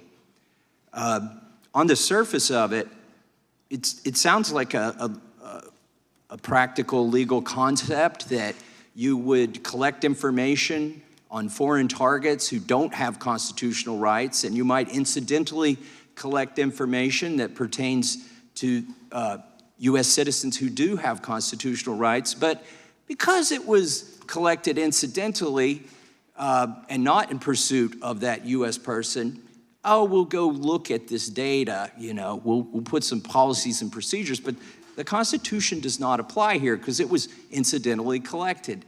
Well, if the incidental collection were small enough, that might be a valid concept. The problem is we've collected millions of exabytes of data. When what you're collecting incidentally becomes the entire universe, I think you might need a warrant to go look at that information. And when the number of searches that is done on U.S. persons by the FBI, I'm not talking about CIA, NSA, we know in 2020 it was over 1 million searches into this phishing, into this database where you don't need a warrant. And then in 2021, it went from 1 million to over 3 million searches. This is problematic, and I hope we look at this going forward. Mr. Baker, you mentioned something in your written testimony I don't think you got a chance to speak about here today. Can you tell us what reverse targeting is and Yes. why we might want to be concerned about that? Yes, and it's not well understood, but in a nutshell, here it is. The CIA and the NSA are forbidden to target Americans, as you know. They often, and as you said, the numbers are in vast numbers where they pick up Americans most of the time just by incidental collection, and the Americans are not really doing anything wrong. If they pick up information that an American is breaking the law or is somehow a threat to national security, those other agencies, the CIA and the NSA, are supposed to provide that information to the FBI for appropriate action, and action can't be taken on it. But in reverse targeting, which John Brennan, during the Russian collusion thing, acknowledged they were doing, they would target a foreign person who was close to an American they were really interested in. And then when they picked up that information on the Americans, aha, we got it in incidental collection, which that was all phony and false. It wasn't incidental collection at all. That is another thing that you in the Congress, on both sides of the aisle, can address and correct. You can institute penalties for them pulling this monkey business like that. Mr. Turley, Professor Turley, I know we don't have a lot of time, but do you think, and obviously private companies don't infringe the First Amendment until the government tells them to do it. Do you think that Section 230 gave them some comfort that if they did that, that these private companies, if they sort of, when the government suggested to do something, that they did it, that they would have a safe harbor? Well, I do think that Section 230 is becoming increasingly untenable. It was really designed on the premise that these social media companies and other platforms were not in an editing function, that they were simply a forum, a publisher. That's clearly not the case. I mean, we obviously have an extensive censorship system here that is in place. And so the premise of 230, I think, has largely been discarded. But the implications of what has been created cannot be really overstated. We're talking about a censorship system that affects billions of people, and we also have a confirmation in the Twitter files of the United States government pinpointing people who should be censored or suspended. That should trouble people regardless of your party affiliation, whether you want the government in that business. And I think that's worthy of a debate. I thank you, and I yield back. I thank the gentleman. The chair now recognizes the gentleman from Texas, Mr. Allred. Well, thank you, Mr. Chairman. I've worked hard now in my 5 years, it's going in my 5th year in this body, to develop a reputation and a record of bipartisanship, of working on issues like veterans' health care and benefits, on infrastructure, on paid leave, trying to improve folks' lives. To me, this subcommittee and this hearing is a disgrace. It has nothing to do with helping Americans struggling, nothing to do with helping families like mine growing up. I was raised by a single mother. It's just been an airing of grievances, of debunked claims and conspiracy theories. I think most folks watching back home are having a hard time following some of what y'all are saying because you have to go so far down the rabbit hole. Now, before I was elected to Congress, I was a civil rights lawyer. I served as an appointed lawyer in the Obama administration. And I believe in Congress's Article I duties to conduct oversight and the executive branch's responsibilities to enforce the law and work with us. That nexus is governed by the accommodation process, which ensures that there's trust and prevents politicians from meddling in the Department of Justice and into its investigations. Now, on January 20th, the Justice Department sent a letter to the chairman saying that we share your belief that congressional oversight is vital to our functioning democracy, and we're committed to cooperating with legitimate efforts to seek information, consistent with our obligation to protect executive branch confidentiality interests. They said the department's mission is to independently and impartially uphold the rule of law, requires us to maintain the integrity of our investigations, prosecutions, and civil actions, and to avoid even a perception that our efforts are being influenced by anything but the law and the facts. Despite that, the chairman of this committee has sought to seek numerous documents related to the FBI's ongoing investigations into the January 6th Capitol insurrection cases and other domestic terrorist cases, many of which are open investigations and are ongoing. Mr. Baker, just to set a tone here, do you agree that the attack on the Capitol on January 6th was an act of domestic terrorism? I'm sorry, could you repeat the question? Do you agree the attack on the Capitol on January 6th was an act of domestic terrorism? I don't think I'm in a position to judge that. It was an act of lawlessness. There was a lot of property destroyed. You're here as an expert, and there were sir. crimes committed based on your experience. By trespassing. I don't know if that rises to the level of terrorism, quite frankly. It might, Well, but I don't know would that. constitute domestic terrorism to you, sir? Domestic terrorism is acts of violence to influence political decisions. That's what we were told. You know what we in the do on past. January 6th every 4 years in this Well, country? January 6th to me looked like a riot.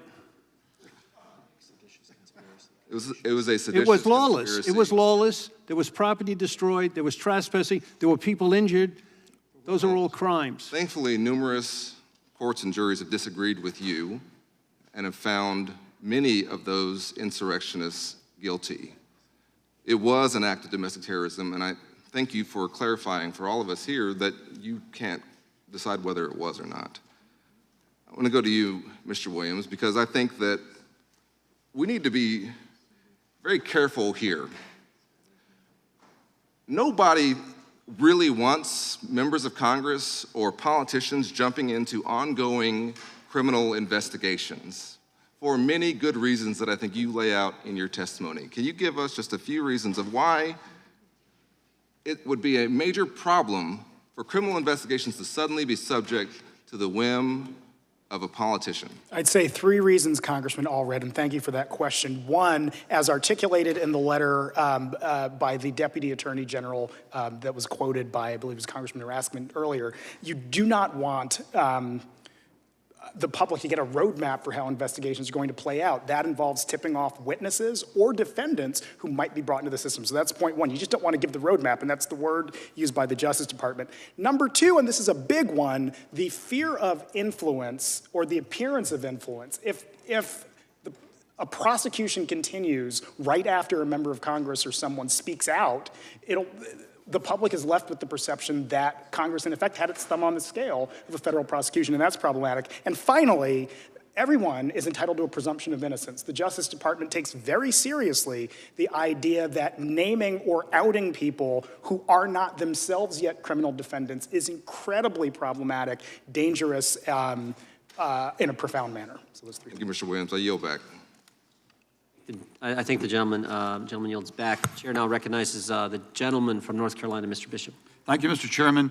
Mr. Turley, I saw the effort to discredit you by a member on the other side sort of go down in flames. I don't think much else needs to be said about that. But, you know, I think what is interesting about what you've written and then in your testimony about the Twitter files and your tentative conclusion about what they may indicate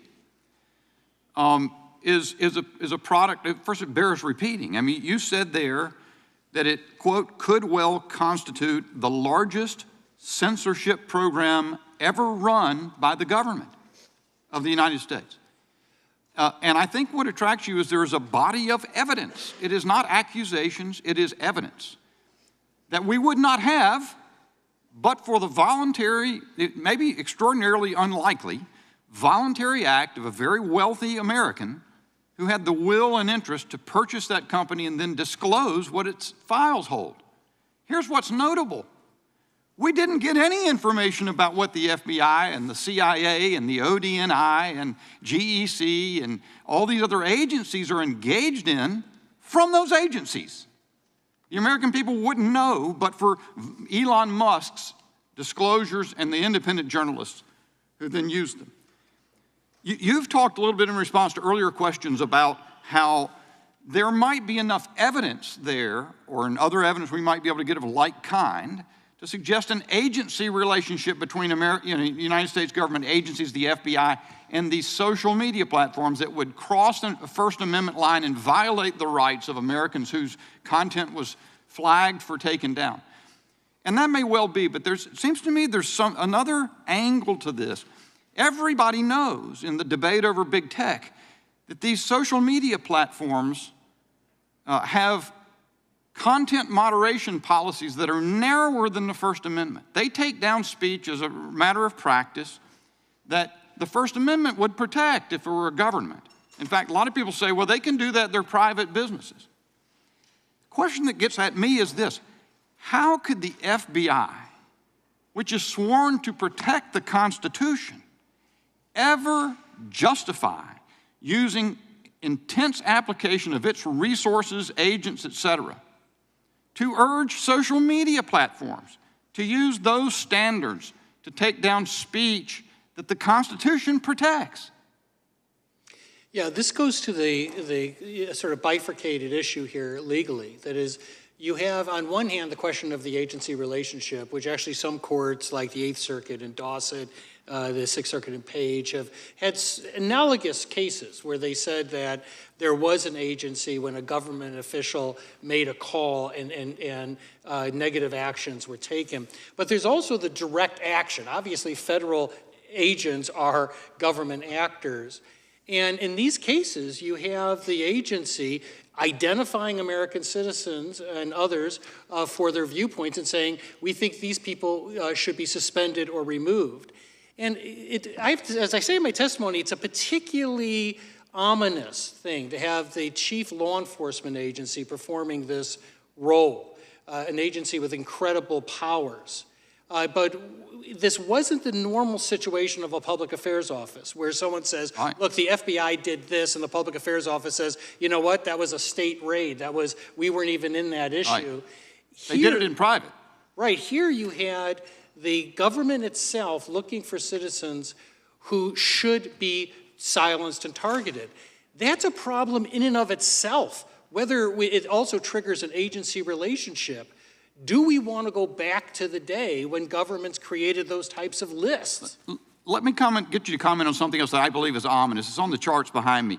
One of the Twitter file disclosures is that Elvis Chan at the FBI San Francisco wrote to a Twitter executive and said, my colleagues at the fort had a query for you. Turns out they had to tell me that means Fort Meade, the National Security Agency, NSA, probably.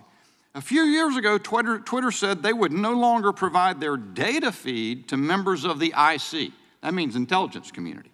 And he goes on to ask whether colleagues at the NSA want to know if they'd reconsider that, because the NSA would like to vacuum up every word mentioned on Twitter by American citizens to be analyzed by computers to figure out what they would make of it. What about that? You don't comment on that in your column, but I'm curious what your impression is of that. Well, that's another troubling aspect of this interstitial relationship between the government and social media companies. Now, on some occasions, the social media companies said, we're not going to do that. But all these different layers of interaction that the Twitter files refer to make it harder and harder to discern where the government ends and the social media company begins. And I want to emphasize that when I talk about the largest censorship system in history, that is really unquestionable, right? Even Twitter alone is a massive censorship system. And you combine the other companies. Now, it is privately run, and now we're looking at how much of that was being directed or influenced by the United States government. But we are, without question, talking about the world's largest censorship system. And when you add elements like the one that you talked about, of this sort of interstitial relationship or cross-pollination between agencies and social media, it becomes a very menacing prospect. These companies are enormously powerful. They control much of our political speech. And as we talk about the dangers to democracy, and I agree with many of the Democratic members and the Republican members about the need to protect our democracy, that's a threat to democracy. When you have the ability of people to speak and control of companies that are using standards that are really undiscernible. Yesterday, when we heard the testimony of one of the Twitter executives, she gave a standard for which they would decide what could be censored. I wrote about it today on the blog. That standard defies definition. And I will simply say that the greatest danger of the First Amendment is the chilling effect, the unknown of when you will be targeted. I regret my time's expired, Mr. Chairman. Thank the gentleman. Gentleman yields back. We now recognize the gentlelady from Texas, Ms. Garcia. Thank you, Mr. Speaker. Mr. Speaker, Chairman, I just promoted you this afternoon. Being called worse. And it did not take 15 rounds of voting to do it. Thank you, Mr. Chairman, and thank you to our ranking member for her steadfast leadership in pursuing truth and protecting our democracy. The federal government has a long history of weaponizing its power against minorities like communities of color, religious minorities, and immigrant communities. Women, Latinos, people of color, and religious minorities are the actual victims of a weaponized government, not billionaires or politicians with frail egos. House Democrats spent 4 years fighting to enhance civil rights and liberties and stop the weaponization of government against our most vulnerable communities.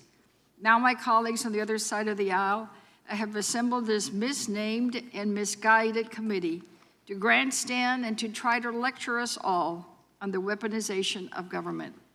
But the American people know that this committee and MAGA Republicans are all about all show and no substance, or as we say in Texas, all hat and no cattle. This committee is designed to inject extremist politics into the justice system and to shield the MAGA movement from the legal consequences of their actions. These political stunts undermine every agent, officer, prosecutor, law enforcement, and the entire justice system. We should instead dedicate some time to oversee direct interference in prosecutions and investigations. We should instead dedicate our efforts to investigating the abuse of power, the president's pardon power by the former twice impeached president. We should instead dedicate time and efforts to investigate the weaponization of the federal government to undermine and overturn the 2020 presidential election. I hope, Mr. Chairman, that we will have follow-up hearings to do some of that.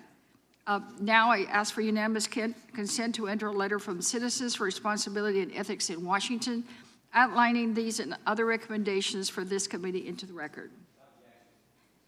Thank you, Mr. Chairman. During the assault on the Capitol, which we've already discussed, many of us, including myself, were removed from the floor and evacuated. A lot of things happened, and I, for one, consider it more than just a riot.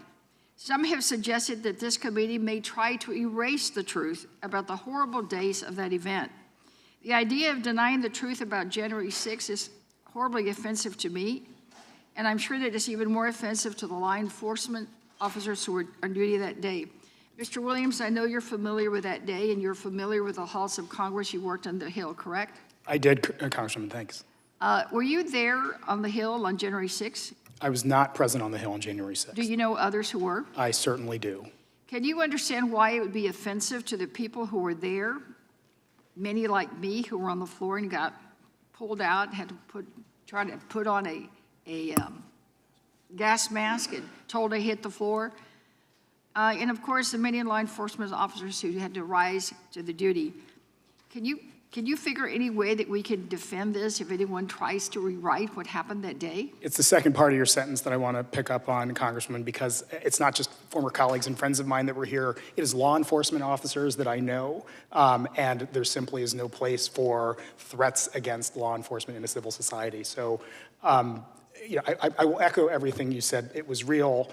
1,000 people have been charged with crimes. Several have been convicted of very serious crimes. It was a real event. So what is your reaction to the politicization of January the 6th?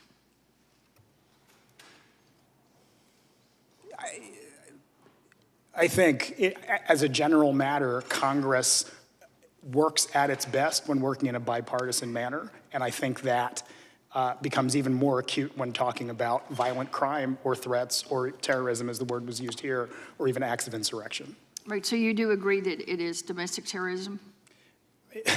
And my former federal prosecutor friend at the end, we'd share this. There's no domestic federal terrorism statute. I want to be careful in how I talk about that. Now, certainly, there are acts that comprise what would constitute terrorism, violent crimes, and so on, that might fit under that definition. But another thing for Congress to consider, if it wishes to, is to pass a domestic terrorism statute.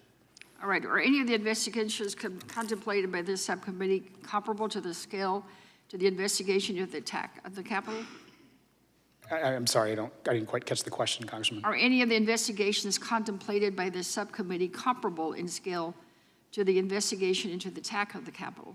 You know, I'm not certain as to what the committee's full mandate is, but to be clear, what happened on the day of the Capitol was a historic event that ought never happen again, and perhaps it's in Congress's interest to work toward that. All right, thank you, Mr. Chairman. I yield back.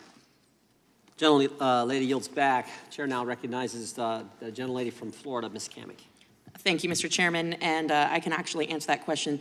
This committee is different in the sense that we allowed our minority party to appoint their representatives to the panel. So we'll start there. Examining the ways that the federal government abuses its power when dealing with everyday citizens it sees as threatening is some of the most powerful and consequential work that a member of Congress can do. During this federal government's very first Congress, the representatives in the House began granting authorities to federal agencies. These members were well experienced in the growth and abuses of a tyrannical government. The inherent quality of all governments is to collect more power and authority. But there is an inverse relationship to the power of government and the freedom of the individual. That is why James Madison, along with other like-minded members of the House, as well as President Washington, encouraged the passage of a Bill of Rights, defined, enumerated rights that citizens of our new nation could point to when governments begin to trifle with their lives, their businesses, or their faith.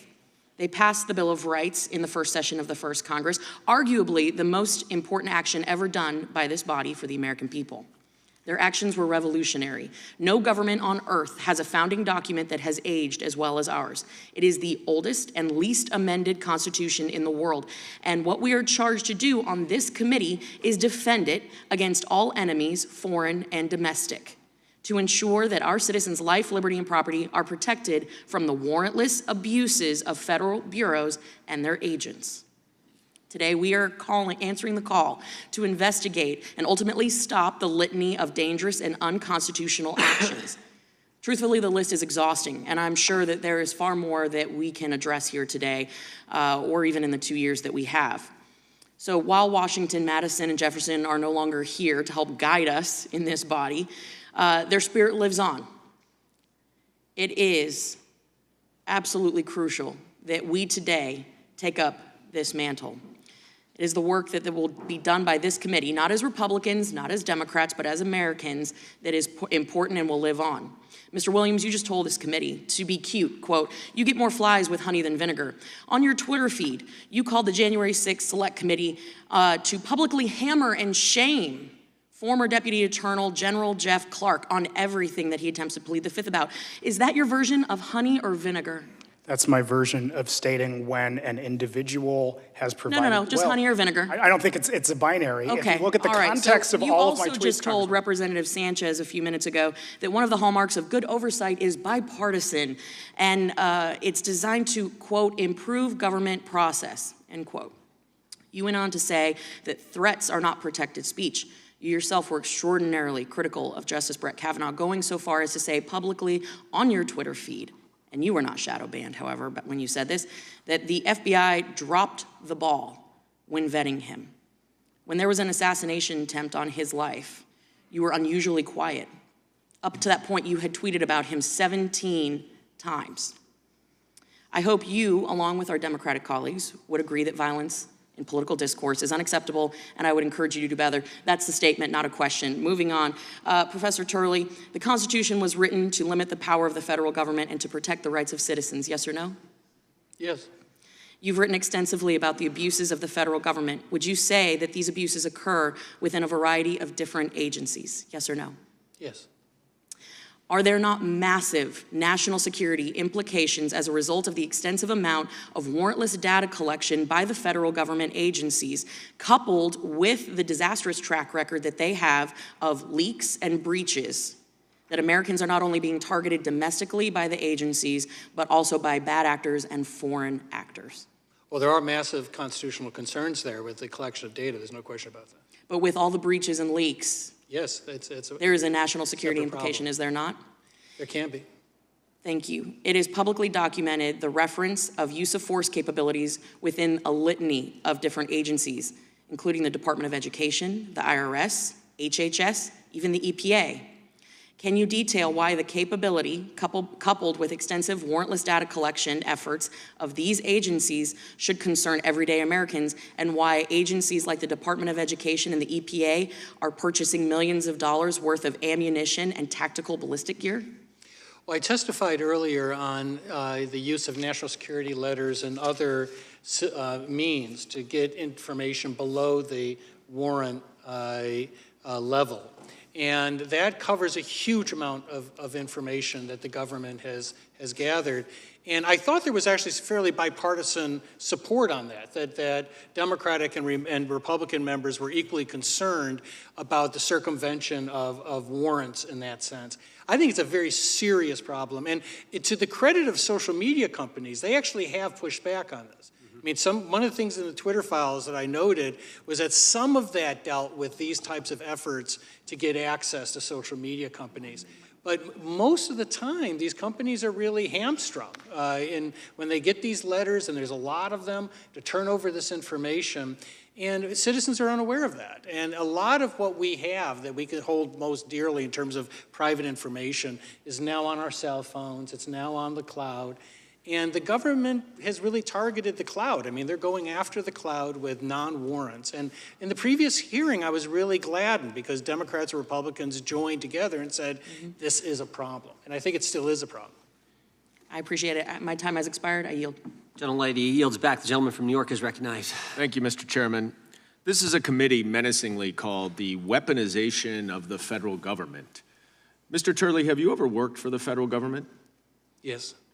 What did you do? I did a couple of years off and on with the NSA as a lowly intern. I also worked in the legislative branch in various capacities. I represented Congress in court. But that's not working for the federal government. You were an intern. Well, okay. No, I wasn't an intern. I was representing them. I understand. You were an intern at NSA. That's the extent of your federal government experience. No, right? I think Congress is part of the federal government. And you represented Congress. You didn't work for Congress. Well, they paid me. That's my standard. Okay. But also, I also worked for. All right, I want to reclaim my time. Let's move on because I have a lot to cover. You've commented a lot on the First Amendment today.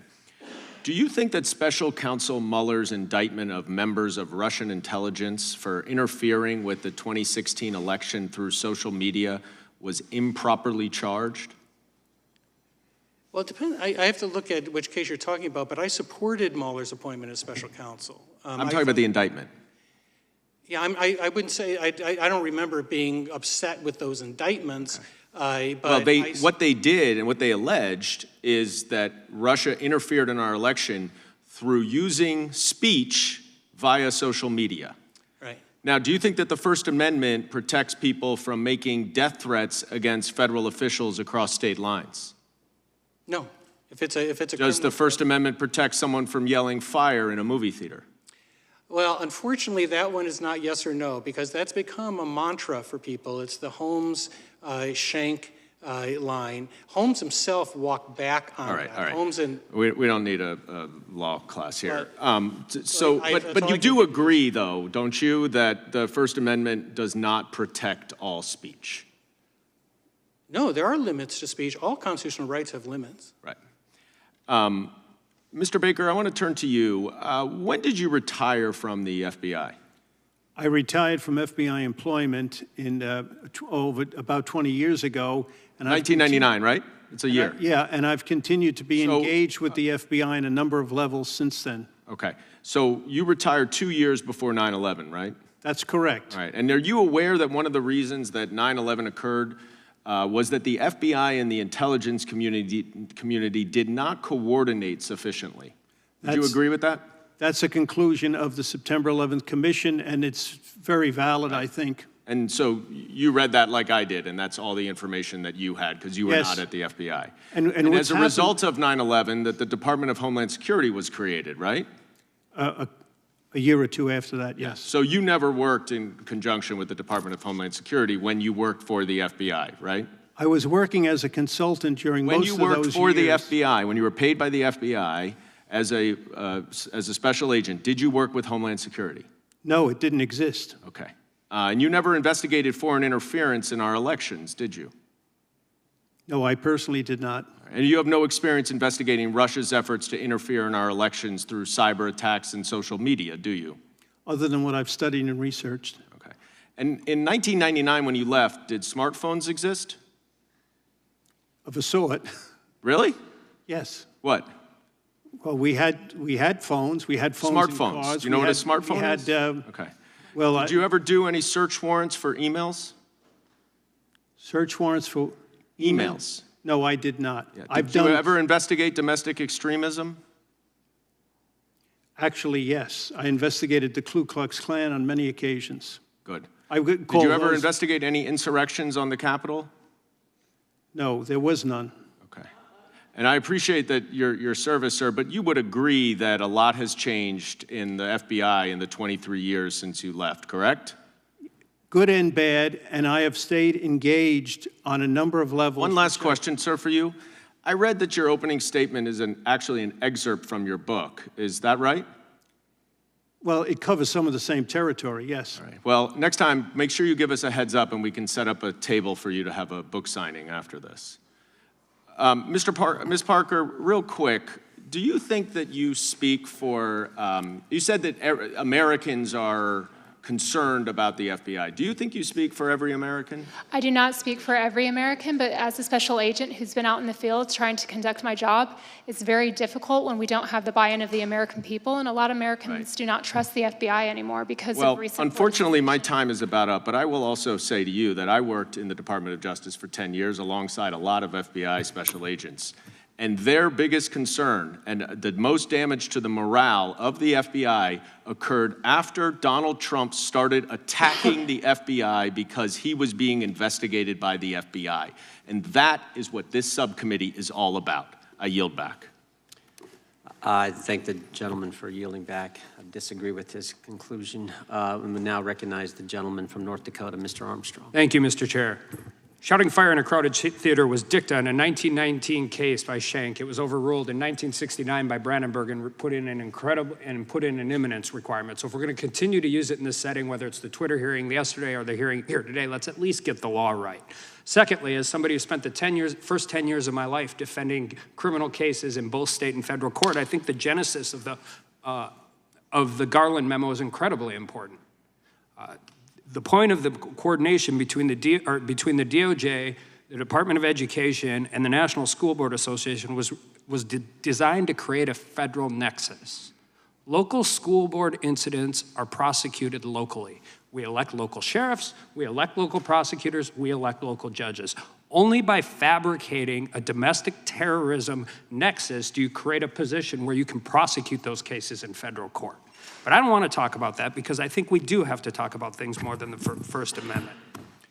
The timestamp data provides an intimate window into a person's life, revealing familial, political, professional, religious, and sexual associations. Only the few without cell phones could escape this tireless and absolute surveillance. Those are quotes from the Supreme Court's majority opinion in U.S. v. Carpenter. And while Carpenter is a limited ruling addressing warrantless monitoring of cell site locations under the Fourth Amendment, the court began considering whether the law needs to adjust to a digital world with extensive data collection and the analytical tools to operationalize that data. The federal government has realized the value of the massive amounts of commercial consumer data that is freely available on the open market. The data is produced to inform on aggregate population levels, but it also generates leads that produce investigations into individuals. In 2020, the CDC purchased cell phone location data from a data broker to monitor whether or not people went to church during quarantine. In 2020, the DoD obtains consumer data from a Muslim prayer app. In 2020, the Department of Homeland Security purchased cell phone location data to make enforcement decisions on the U.S.-Mexican border. In the summer of 2020 and the turn of the year in 2021, DOJ obtained cell phone location data on Black Lives Matter protests and every cell phone in and around the Capitol on January 6. 2022, several law enforcement associations publicly opposed a bipartisan data privacy bill because it would disrupt the ability to easily obtain certain consumer data. And in 2023, just this week, the IRS proposed comparing a waiter's reported income from tips to the tip data that's submitted by their employing restaurant. You may agree with some of these, you may disagree with some of these, but here's the thing. None of these third-party data acquisitions required a warrant. The amount of data available either directly or through third parties is both astounding and terrifying. Combine that with the advance in technology like AI, facial recognition, and more that will allow aggregation, analysis, and identification, and we are fast approaching a surveillance state with no assurances other than the promises of our government that it will not abuse this tremendous responsibility. Pegasus spyware, FISA abuses, alleged COVID vaccine databases, and even home temperature controls have already shown that the trust alone is not enough. Oren Kerr, a law professor and Fourth Amendment expert, has suggested that when technological change or societal practice significantly alters the balance of power in favor of the government, the law must change. Kerr calls it an equilibrium adjustment. The Carpenter opinion referred to it as not mechanically applying to the third-party doctrine. I would call it ensuring the Fourth Amendment can survive the 21st century. Mr. Turley, do you think we need legislative reforms in Congress suggesting this aggregate collection of data? I do. You know, Congress has struggled with this in the past. The courts have struggled with it. You know, in Carpenter, the court said that you couldn't get just cell phone locational data without a warrant. It kept alive the Smith v. Maryland third-party standard with that exception. But Roberts, in that opinion, said, look, this is a serious amount of data that's highly personal for individuals, and it triggers the warrant requirement. You also had the court in Jones with the GPS decision in 2012, where that was actually observable movement of a car, and the court still said, you know what, this needs to have a warrant. So the courts have been trying to get their hands around this thing, but it hasn't really materialized in protection. So that falls to Congress as to what you can do about it. And I think there's a lot you can do about it. You can restrict these federal agencies. You can force them to satisfy a higher standard. And I honestly think that there would be general agreement on both parties that right now it's sort of the cloud is the wild, wild west. I mean, people are grabbing stuff from the cloud, and these companies have complained to you over and over again. I testified with a couple of these executives, and I was really sort of shocked by the desperation in their voices. They were saying, we need your help. We need you to come in and give us something here so that we can say no. Thank you. I yield back. I thank the gentleman. Professor, censorship isn't just done willy-nilly. There's always a purpose, an objective, some kind of motive for why some people want other people to not be able to speak. Is that fair? Yes, I mean, the government often says that it's neutral in targeting people, but it's still a content-based decision. And yeah, And I would just say, it might sometimes that motive be political. it can be, yes. Yeah, it seems to me that's what happened. I want to go to, I mean, we saw this 10 years ago, 12 years ago when the IRS was targeting people of one political persuasion, limiting their free speech rights. I think we've seen it now with what the Twitter files have exposed. I really like the term you used in your op-ed, and I think you may have said it today or someone said it earlier when you're talking about this agency principle, this censorship by surrogate, and how dangerous that can be. And I think you said in a, maybe I got this from your op-ed earlier, but you said it's one thing if Mrs. Smith calls up Twitter and says, I don't like what Mr. Jones is saying about me or whatever. It's an entirely different matter when it's the United States government telling Twitter, we got concerns about these specific accounts, which we know is what happened, again, based on the Twitter files. Yeah, it does irk me to see people say, well, you know, the United States government was just acting like any citizen. The United States government isn't any citizen. The FBI isn't your neighbor. The FBI has subpoena authority. They have search authority. They have weapons. They're the largest law enforcement agency in the United States. So when they perform this task, it's different. There's lots of things that are more menacing when done by the government. That's one of the reasons the court has allowed for this type of agency relationship to trigger things like the First Amendment or the Fourth Amendment. And this is not a new problem. In the Fourth Amendment area, it was an old technique for officers to get private security or to get campus police or others to conduct a search. And the court said, look, if they're doing that at your direction or your behest, those are agents as well. Yeah, it's menacing when it's done by the government. It's even more menacing when it's done by the federal government. And that's what we have here. We have the FBI. I think Mr. Armstrong made a great point when he said, okay, if parents are doing some things wrong at the local level, then local law enforcement will handle that. It's an entirely different matter when you set up a federal apparatus where neighbors can report their neighbor or people can report someone in their community to the federal government. And we know, again, from whistleblowers, over 24 parents had an FBI agent visit them, come see them, call them on the phone, investigate them based on that process that was put in place. I want to go to the fundamental question. Why is the government, in the case of the Twitter files, why is the FBI sending a list of accounts and names to Twitter, telling Twitter, we think these accounts violate your terms of service? That's sort of the fundamental question. Why in the world are they doing that? That, to me, is, when you use the term wrong in your opening statement, you've used the term menacing a number of times in today's questioning. That, to me, is as scary as it kind of gets. Well, it is interesting in the Twitter files, that was the same question that a Twitter executive said. At one point he said, what gives? I mean, basically the FBI is telling us that our terms of service are violated by all of these people. What's their role? Essentially, what is our role?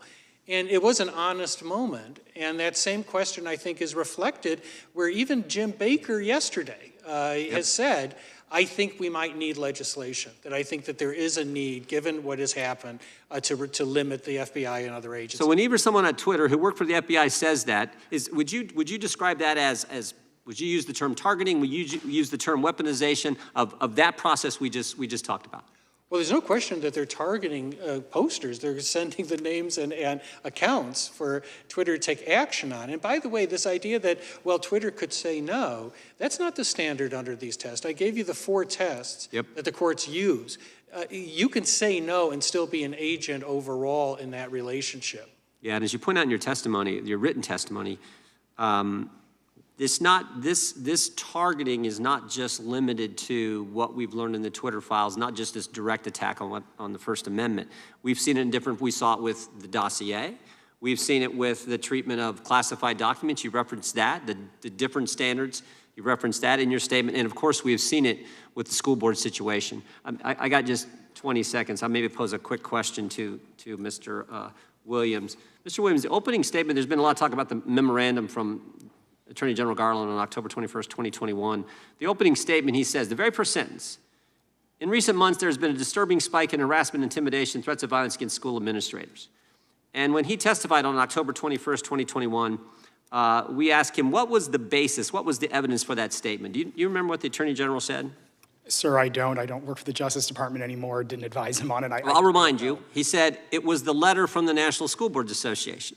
Now, do you happen to know what the National School Boards Association did with their letter, what they said about their letter after the Attorney General testified? Sir, I do not. They rescinded it. They said, we regret and apologize for the letter. So the basis for the targeting action involving the federal government and local school board matters, local law enforcement matters, the basis was the letter.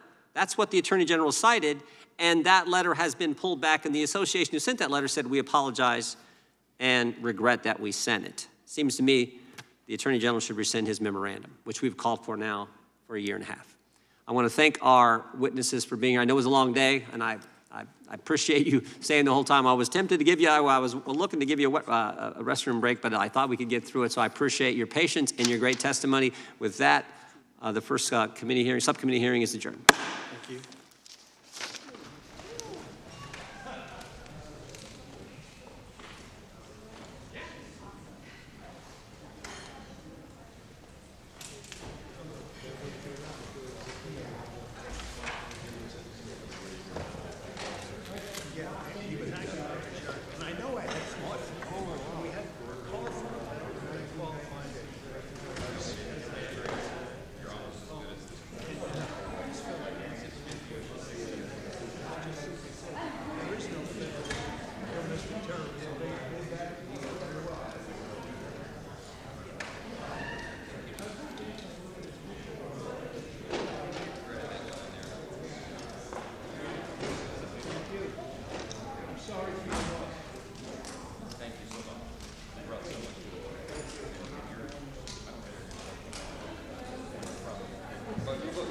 Right?